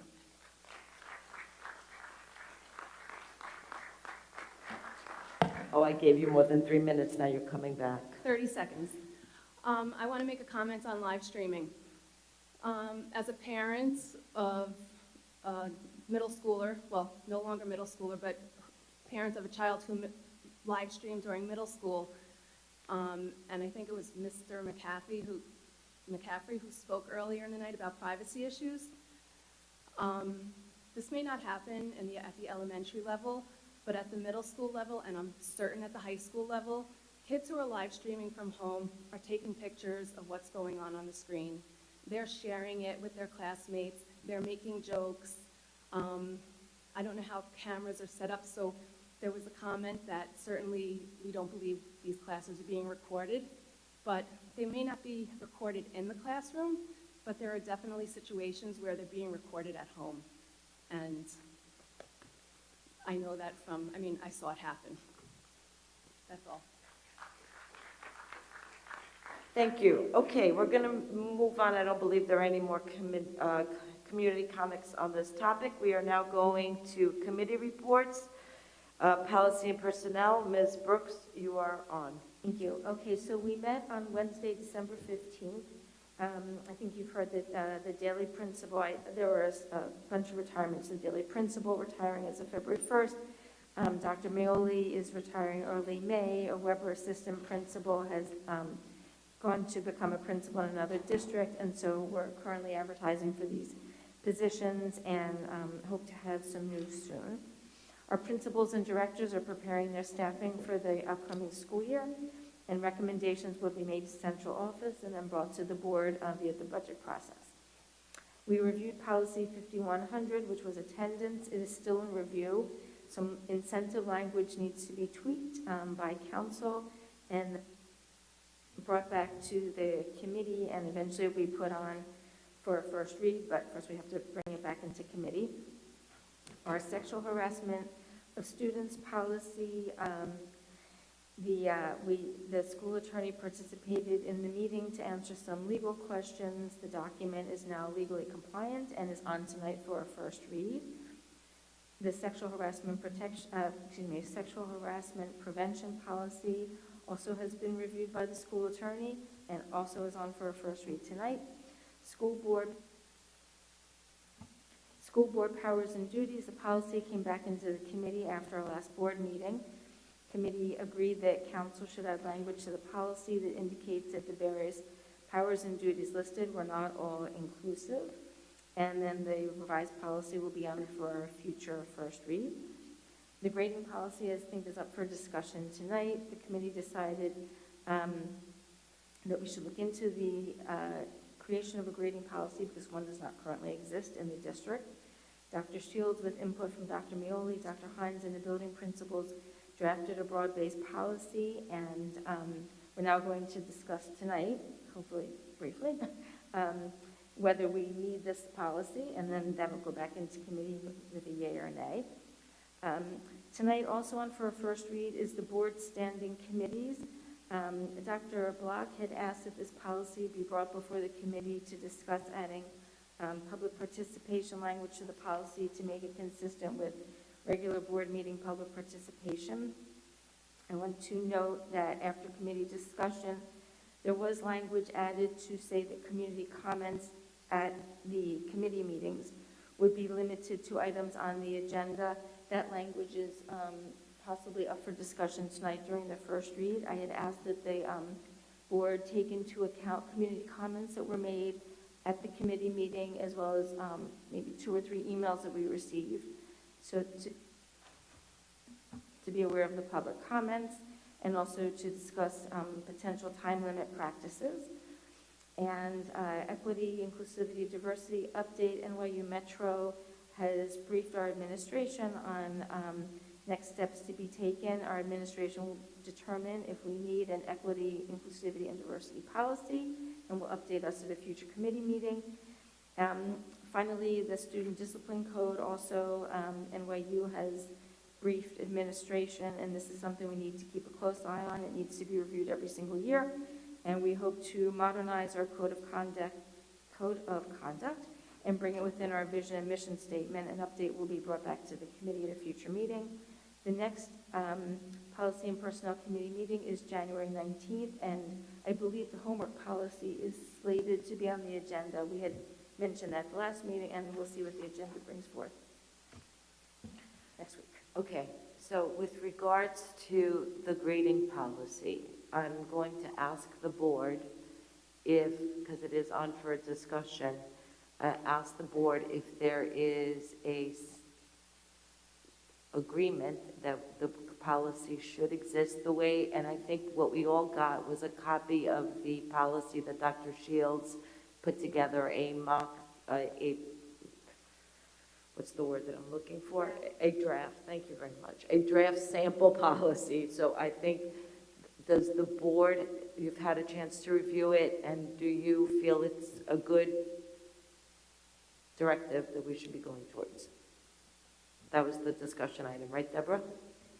Yes, not whether we're going to adopt the policy as it has been drafted, and it is not on for a first read, but whether we like the fact that the committee has recommended that there be a grading policy, and do we like the general feeling that this draft has created, and do we want to send it back to committee to be finalized? Right. Or do we want to say, no, thank you? Right, does the board, yes, okay, Ms. Epstein. I agree with the broad scope of the grading policy, and if the committee has felt that this is appropriate, then I'm good with going forward with it. Anybody else? Mr. Smith? Yeah, I'm all for the grading policy. The one that was posted, Deb, it seemed like kind of vague. I was wondering, like, if you had thought about going into more specifics, like some of the things that, for example, we've heard from community members about, like, inconsistency and use of Aspen and things like that, grade books, whether or not that's, if there's something we really want to dig into from a consistency standpoint.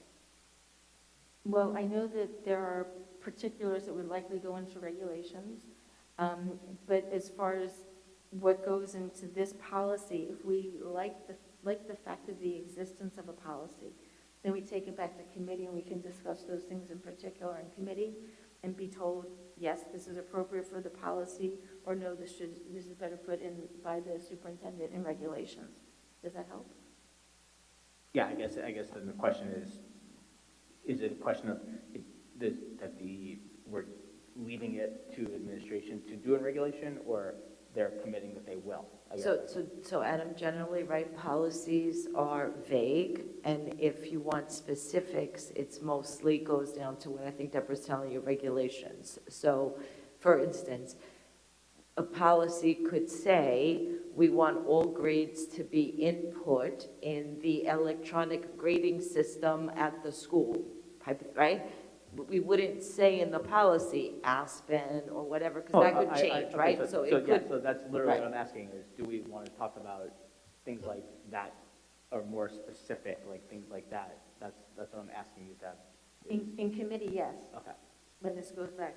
Right. If this goes back, if this board decides tonight to send it back to committee. Yeah. This So is my just a feedback. draft. Okay. So my feedback is, I would vote to send it back to committee and would ask that you think about some of those broader pain points that we hear and address those if you're going to do it.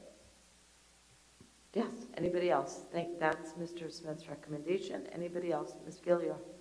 The committee was unanimous in wanting to address this.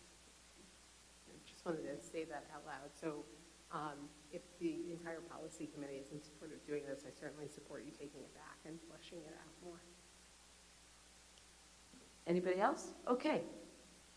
Tag, you're it. Okay, so back to committee we go. Dr. Shields, we'll bring this back to committee and discuss it. Oh, let's put it on the agenda for the 19th and move forward. Okay. Thank you all. by the way, before we move on, I just want to remind everybody that there was an executive order that said that boards of education and governance bodies have the ability to meet remotely.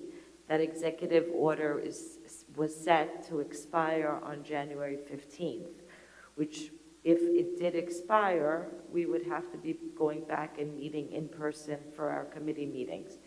Is my understanding that there is a bill actually that just got passed by the Senate today, is now at the Assembly to extend the January 15th until the governor's executive power for state of the emergency expires. So if for any reason this bill does not get passed by January 19th, where, we would have to meet in person, but I do believe we'll be fine, that we'll be able to continue, unless this board, of course, because we did say at some point that as a board we would reevaluate also. We had the executive order that we were able to use, but unless at any point the board decides that you want to start having the committee meetings in person. That's up to the board, but I'm putting that out there. Budget and Facilities, Mr. Smith. Yes, we have quite a lot of items from that meeting, so I know it's late. Okay, so I'll just go through each agenda item and give some notes, and there's a couple of things that we have discussions about. So we made a little bit of progress on the 5-year or the long-term capital plan from the architect. Most of it is based on ventilation upgrades and electrical upgrades that go with it. There's some smaller things like the Schreiber track, some roof work and masonry work, et cetera. But generally speaking, most of what's in the capital plan is ventilation. So Mrs. O'Hara is going one more version of the report, kind of breaking it into priorities. And then I guess as a board, we can talk about when the budget process starts, if we want to look into doing any of those, and if so, how we would fund it. So the funding question leads into, not that we would fund this through this, but we talked extensively about creating a capital reserve. The committee did vote to recommend to the board that we would talk about setting up a capital reserve in the upcoming vote for the 2022-2023 budget. So the question, Emily, is do you want to have that discussion now? Because it will be a little time consuming. Yes and no, because I think to Ms. O'Hara, the question for you is, if the board agreed or did want to have a capital reserve fund creation on the ballot for May, when do you need it, all this yay or nay on from the board to be able to get it on the ballot in time? I believe it would have to be the same as the budget vote. So we would have to have those discussions very soon. So we should start, so Right. Adam, So I think what we should just can I make say- a suggestion? Yeah, go ahead. Can you send the board, in interest of time, can you send the board a update in writing on what exactly a capital reserve fund is and what we would have to decide upon? And then maybe we I will can have send that. I will send everyone the YouTube link to where we talked about it for about 15 minutes. And I think that would be the easiest thing. Okay, so you don't Yeah. have to send anybody the YouTube link. Everybody Yeah. knows where to find it. Well, I'll even find where it is in the meeting. But Ms. O'Hara, do you have information that you could do? Okay. Sure, it would take me about 2 minutes to explain to you, if you have time. Okay.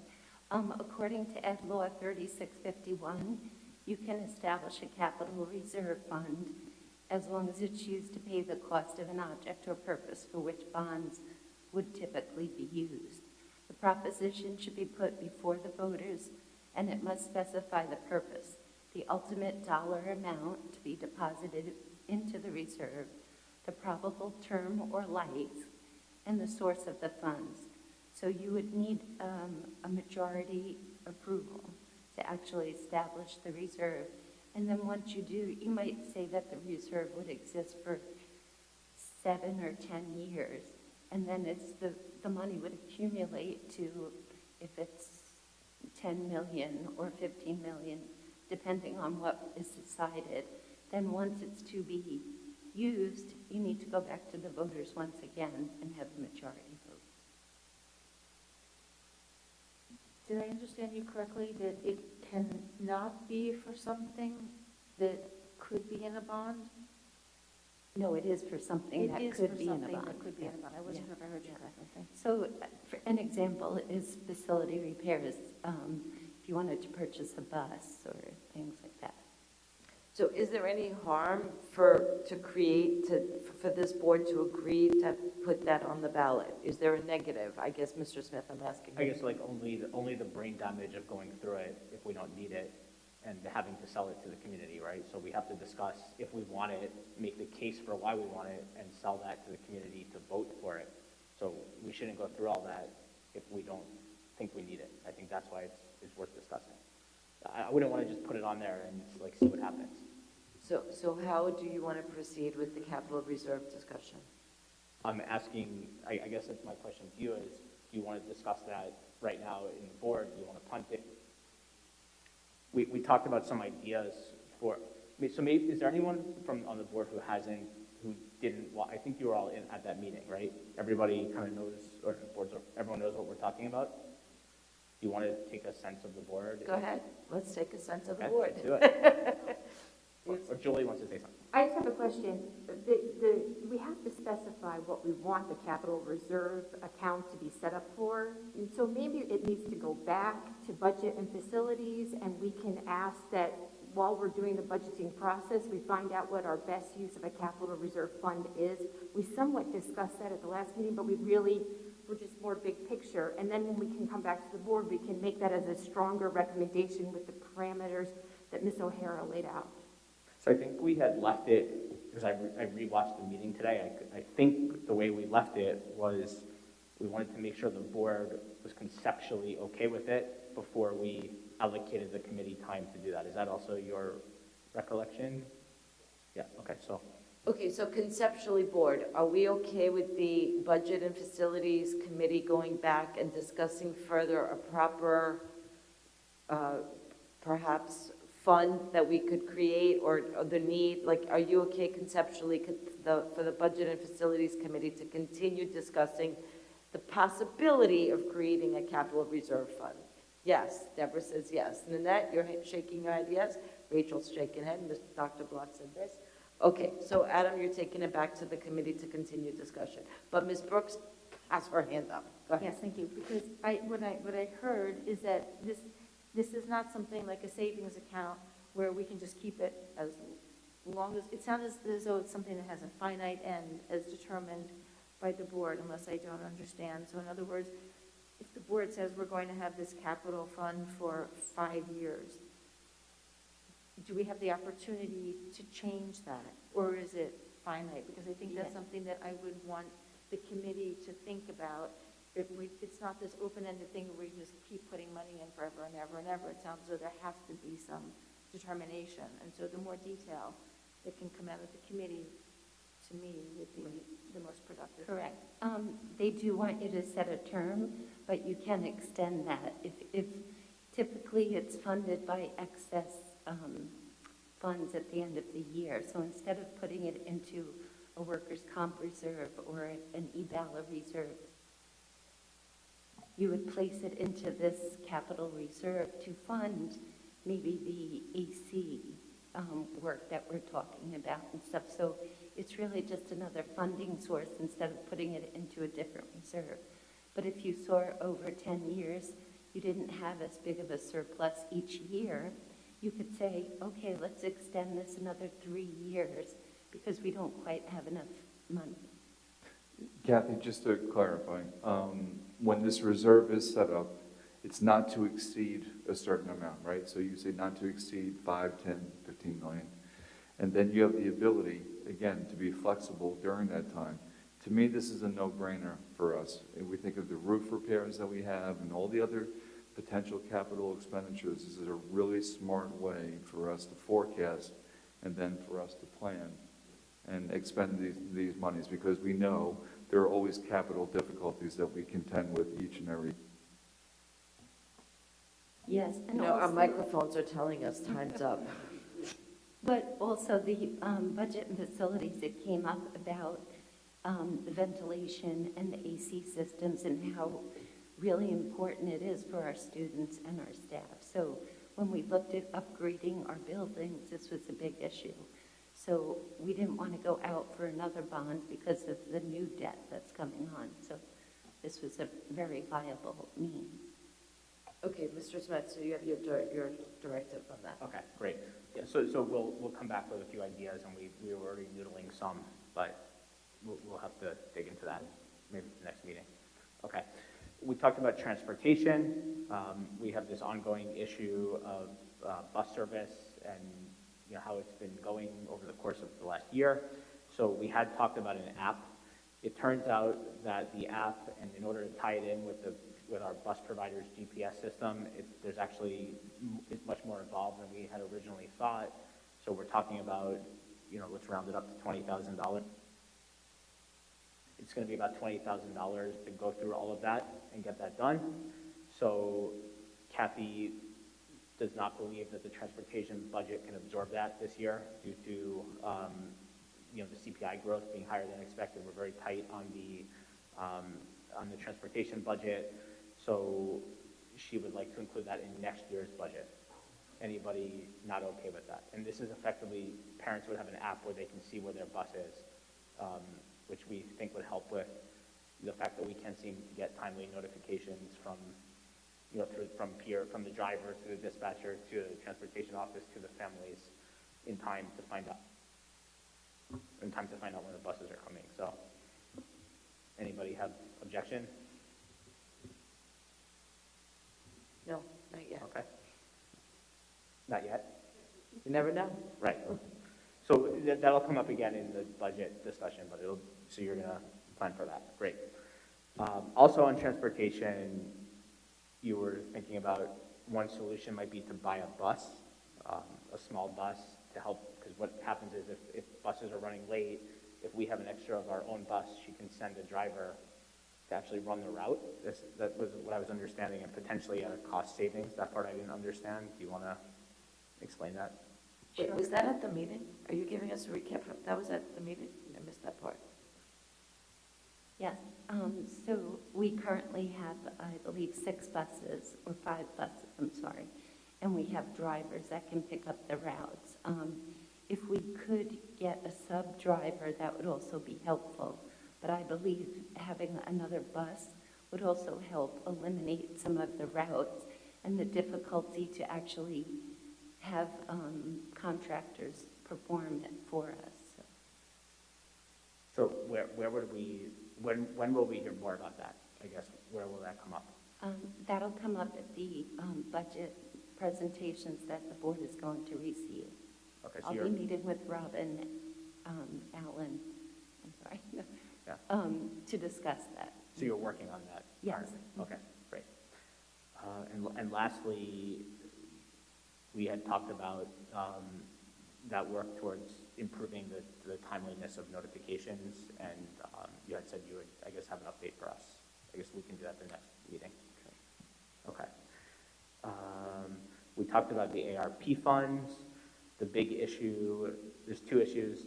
It's a TBD on the assessment of those funds and how we use those. I guess that'll come up at a future meeting. The board issue coming from that is that we paid for 2 additional elementary teachers this year, Guggenheim and Salem, kindergarten and first grade and kindergarten respectively. And those teachers there's no funds for those teachers in next year's allocation of ARP. So we will need to find out if we will have to find out if we need those teachers and how we're paying for them. Do you have a sense of that? Right now, no, but we'll have that very soon, especially for Kathy's presentation. Great. Kathy, I'm going to put you on the spot again. You're going to explain to us about the foundation aid. So currently, we're supposed to be receiving an additional 2.3 million in foundation aid for next year. And the following year, we're slated to receive another 2.3 million on top of that. This is money that was owed to us from years based on a formula. And our new governor signed a settlement saying that this would be provided. The way the state is actually funding this is with federal funds, like an infusion of federal funds. So the concern is that there may be a cliff in 2 or 3 years if the state doesn't recoup some of the lost revenue due to COVID. So in planning, we do need to be careful that we're not overextending, because there could be another gap reduction where they actually don't fund everything that we're getting. So I think the takeaway for the board from this is that we have to be extremely cautious in forming our budget for the next 3 years, that we don't rely on those additional funds that we're getting in the foundation aid should not be viewed as dollars that will compound into future budgets. So we have to think about them maybe not being for long-term operating, plugging budget holes. This is kind of going to be like the ARP one-time money, but at a bigger scale. Dr. Blocker. Quick question about that. If we are simultaneously talking about developing a reserve, I mean, can that money go into the reserve? I'm not saying all of it, but like if we're going to fund the reserve and we have this one-time money, reserve money doesn't have to be renewed every year. That is an option that would create a surplus, because you might not have all of the expenditures, and you would have the additional revenue. I would suggest that the money would be used directly for the things that you would have spent it on out of the reserve, to avoid the process of putting into the reserve, getting it approved to go into the reserve, and then approving it out of the reserve, because the money will be in hand. Okay, I think we're jumping the gun. Yeah. No, We just are to answer his totally question. having a discussion on foundation aid that we don't really have yet. We got to discuss it sometime. But foundation aid does go generally into the general budget, Right. the operating budget. I mean, So I think the point is that we have to be careful when we're doing that budget, and we have to be aware of it. Correct. Yeah. Okay. Roofs, we received an update on the roofs. The previous boards had established this ongoing plan of repairing the boards through transfer to capital over many years. We have roughly 3 years left, right? Three years left at roughly $2.5 million a year to get all of the roofs finished, and hopefully not be starting from scratch at the beginning. So the recommendation from the administration is that we would continue that again this year, and ideally for 2 more years. We talked about live stream alternative, which we can skip. We talked about the Guggenheim Preserve and the arrangement with residents forward. They're going to be coming to the next meeting and giving a presentation on what their plans are for the Guggenheim Preserve. And last, we talked about after-school programs. And Kathy, right now we have 2 vendors. You are going to kind of look into whether or not the contracts we have are in accordance with board policy, just so that we understand how those were done. And then moving forward, we were thinking about an RFP to potentially expand offerings at more of the buildings. And there's policy 1500 that speaks to the use of facilities. What they're charged is a roster fee of like $15 per student, and it should be per semester, and that is currently taking place. And so each of those organizations just pays a $15 per student roster fee? Correct. Got it. Okay. Do we have any sense if that's like budget neutral or negative, positive, or? It's pretty neutral. Okay. It provides a benefit to our parents and our community, so, but it's a nominal fee, but it's work. Not for nothing, but I feel like we're having a budget meeting. You're supposed to give a recap. A lot of these items had we were supposed to discuss. No, recap. That's what we talked. Budget Yeah, go back, committee go back. recap. Okay. I will, my understanding was we were supposed to discuss a lot of these, but that's okay. I'm done. I appreciate your enthusiasm. Yeah. I think Mr. Smith was in competition with Ms. Brooks today for who can give a longer. I recapped. Ms. Gilliard, it's your turn to go longer. This is a crazy night, right? We're going till 11, and now I'm going to be succinct. That is going to be crazy. Curriculum Committee, we met on December 17th. We talked about graduation rates. It was very interesting. Go back and watch the live stream because I'm not going to tell you all about it now. Our next meeting is on January 28th, and we will be talking about various annual assessments for students, Regents, AP, 3-6 testing, things like that. You get the award. That's everybody right now. Okay, thank you. Ms. Epstein, can you beat that? Meeting tomorrow morning, 9 a.m. Audit Committee. Okay, and time for Legislative Task Force, we are meeting on January 13th at 9:30 a.m. Let me now move on to BOE meeting minutes. May I have someone make a motion to approve the minutes for December 7th BOE meeting, Policy and Personnel Committee meeting minutes of 12:15, December 20th Budget and Facilities meeting minutes, December 20th Special BOE Executive Session, December 29th Special BOE Executive Session.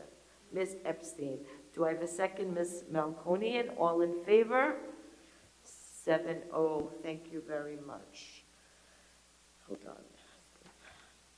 I've lost track. Okay, now, ooh, consent. Okay, may I have a motion from someone to, oh, sorry, I'm jumping ahead. Before we get to the consent agenda, I want to highlight and thank the following donations. Guggenheim HSA for the donation of a Gaga pit for Guggenheim, the Dejana Foundation for a sensory garden outdoor classroom at Guggenheim, the Brodsky Family Foundation for furniture replacement at Daly Library, Hearts of Port Washington for the 21-22 grant recipients, and Schreiber Theater Company as the Gina Farciano Memorial Fund recipient.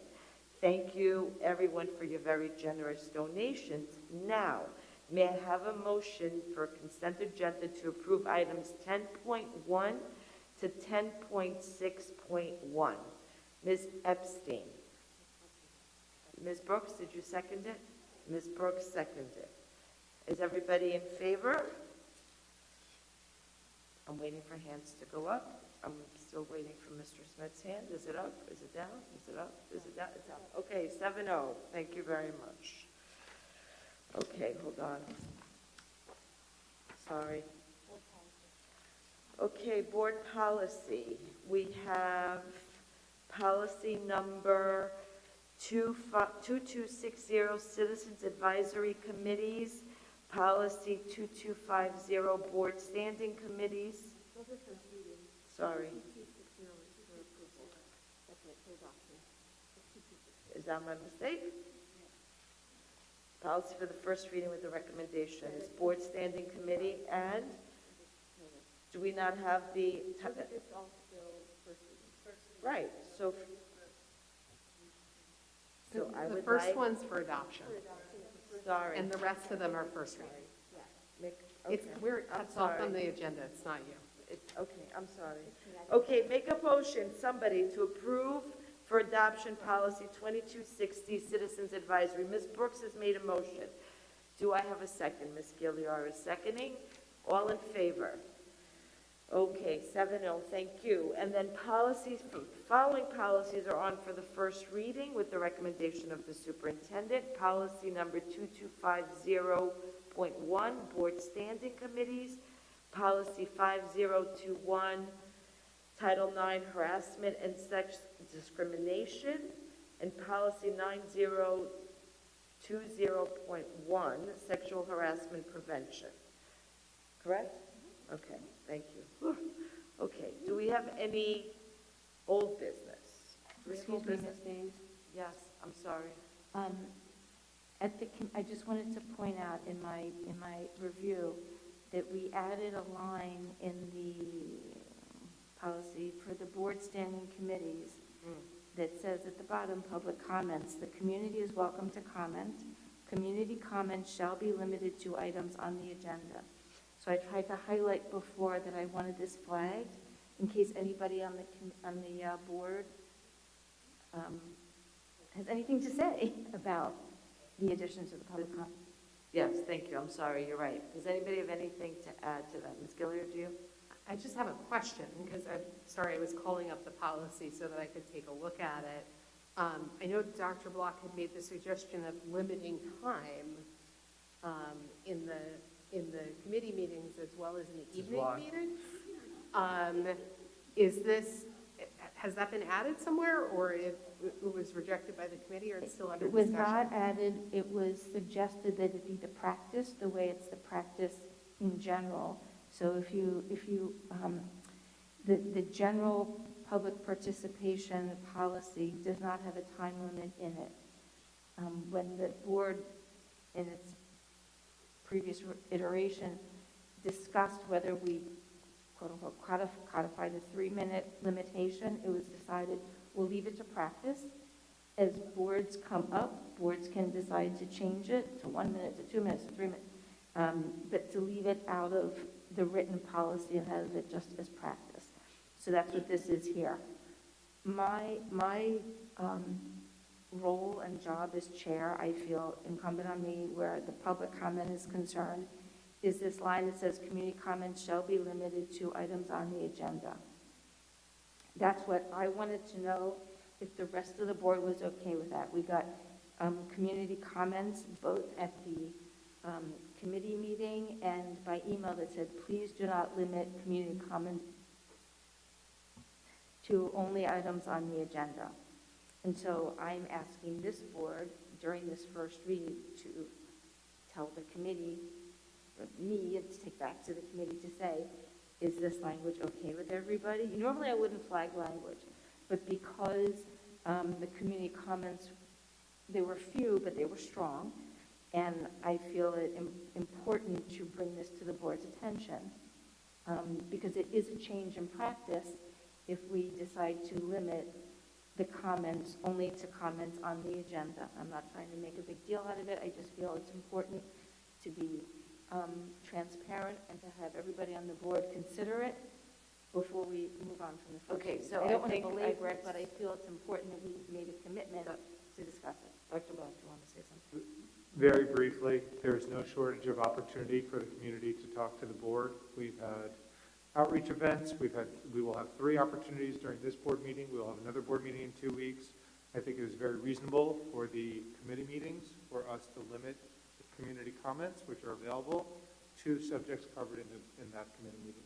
So I support it. Does everybody agree with Dr. Block? Does anybody have objection? Ms. Gilliard.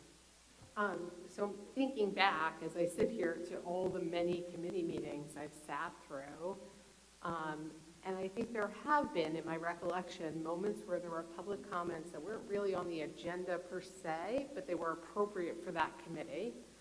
And then there were very rare instances where that committee wasn't even really the place for that comment. So I guess my inclination would be to not include the line, because although there are other opportunities for the public to be heard, I tend to think that the fewer hurdles and the fewer barriers that we put in front of people to make their comments and to bring the things they want to say to the board, the better. Not everybody is following the calendar in that much detail, and I really think for the most part, the public respects that the committees have a certain range of topics in front of them, and they bring questions that are appropriate for that committee. So I personally would not add the line. Any other opinions? Yeah, I mean, like, I'm pretty mixed on this, but I think we should talk about, like, kind of where this all came from, right? Which was that there was, like, a certain committee meeting where there was, like, some comments that were really not pertinent, and the committee chair interrupted the commenter, and certain board members felt that that wasn't an appropriate action because there was like no mechanism to do that.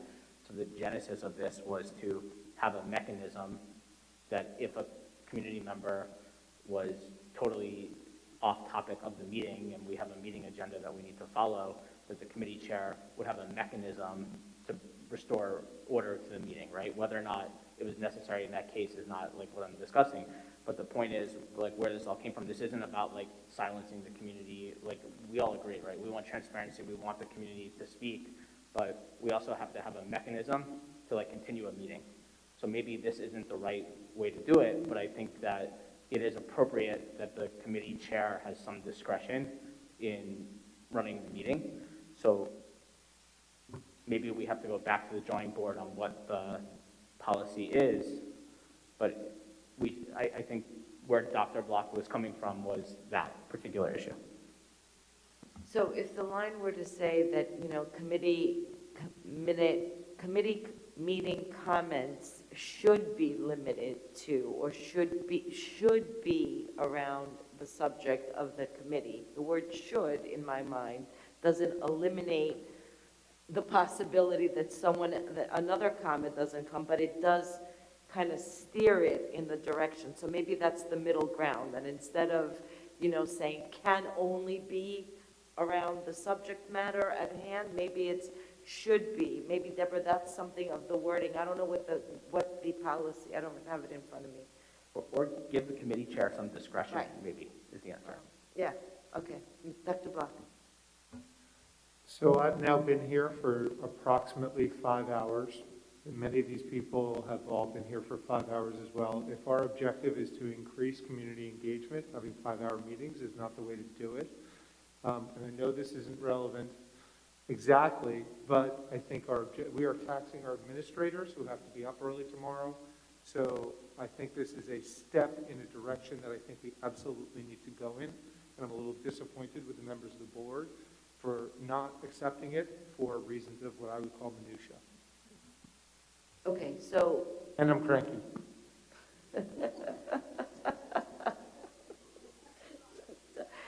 Ms. Gilliard. So, first of all, I think bad policy is written on specific examples, right? We should be thinking broader than that, but since we're there, right, a counterexample we have had conversations in the curriculum committee where we are on one specific topic, and then a community comment comes up that's something like, I'm very concerned about literacy in this district. And that's not necessarily something that somebody would come to an evening meeting to talk about, even though in this case you did. But those moments I don't want to lose, right? We do want to hear that kind of community involvement. So building on Emily's comment, I think if the line were something like community comments should be related to the work of the particular committee or something like that. So it's not that a chairperson doesn't feel that they can cut somebody off when they're talking about something that's really that committee has no ability to have a conversation over because of what the topic is. Maybe that would help. Is that an option that you would think was? No. All right. Sorry. If it's at the audit committee, I don't think that illiteracy is appropriate. Like, I think we should just stick to the topics at hand, and people should attend the right committee. There are plenty of committees, and there's plenty of opportunity to answer every email. Like, there's plenty of opportunity. I don't see why I'm getting all this pushback on what should be a relatively minor thing. Okay, I think, Deborah, you've heard, I think, and when this was on for first reading, so I think we can go back and make the adjustments. I think Dr. Block's, unless anybody has any objections further. Ms. Gilliard, I think it might do the committee a little good to have a sense of where the rest of the board is, Right. so that they don't discuss again and then come back again. Sense of the rest of the board. Thank you, Ms. Gilliard. I've heard from 2 people. Ms. Melconian, you're on the committee too. I thought you wanted to hear from the people not on the committee. That's why I said you're on the committee too, I realized. I've heard from everybody else, I think. Did I hear from you? Oh, I actually am fine with the language, whether it should or as it stands. The purpose of the committee meeting is to make recommendations to the board. They get their work done. It's helpful for the committee members to hear on those particular agenda items what the community is thinking and have a dialogue with them, and then they can better bring a recommendation to the board. So I'm actually fine with it as it states. If you change the language to should, I think it will be fine also. Okay, I don't need, I guess it was just for the non-committee members, sorry. I agree. So where is it going? That is my question. Policy. It's going back to policy. Yeah, it's on for first reading, so you'll take it back to policy, make any changes, and bring it back to for the final reading, right? Yeah, okay, I can do that. Thank you all. Okay, thank you very much, everybody. Guess what? We have old business. Oh, we have old business. Okay, we had a question about, the question was list of symptoms for our district that trigger a COVID test. Can we revisit the list of symptoms and look at other districts as to what they're doing? For example, Belmore, East Williston, Manhasset, whatever, because according to our COVID rules, it says that we include stomach virus and runny nose. So Dr. Allen or Dr. Shields, is there something that you can answer with regards to this? Are you able to address this? Should this be something that you discuss with the protocol committee? It was a community comment question.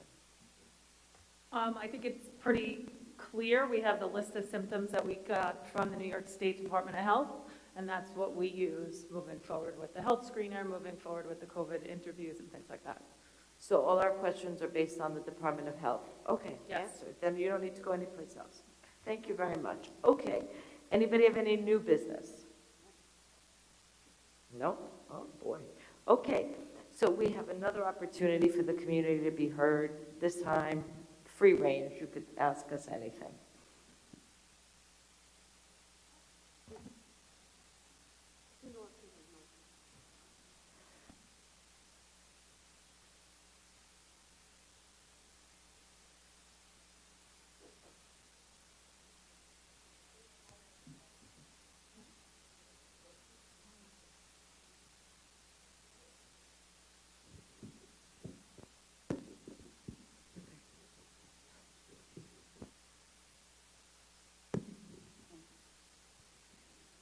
Thanks for answering.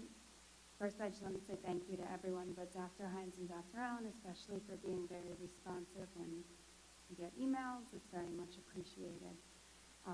So that was a two-part question that I had asked. The first was about the symptoms, which I guess we're following New York State, but it's kind of disappointing that other districts have decided to kind of lessen the burden on the parents, and they don't seem to have more cases than we do, but if that's the answer, that's the answer. But then the other part of the question was the health screener. I mean, a lot of districts are not doing that. I don't know if you, I left for like a few minutes, I don't know if you touched on it earlier, but. I'm sorry, I totally didn't put that question down, that part of the question down. You're right. There was a health screener. Okay. That was it. So, back to the health screener. Can I turn that back to you? Sorry, I didn't write it down. Do you mind if I take that? No, go ahead. Thank you. So my recommendation will be, because we did discuss this at, gosh, I can't remember which one of our committee meetings, protocol meetings. Yeah. And we decided to keep it for the time being. But I think what we can do tomorrow, if this is okay with Dr. Shields and Dr. Allen, is we can revisit it one more time as far as the health screener. Because you're not the only person who has brought that up recently, so we'll address that one more time, okay? Thank you. Okay, I know you all are very sad, especially Dr. Block, but it's time to adjourn the meeting. May I have, Dr. Block, may you make a motion to adjourn the meeting? Motion to adjourn. Do I have a second? Okay, all in favor. Good night. See you all January 25th.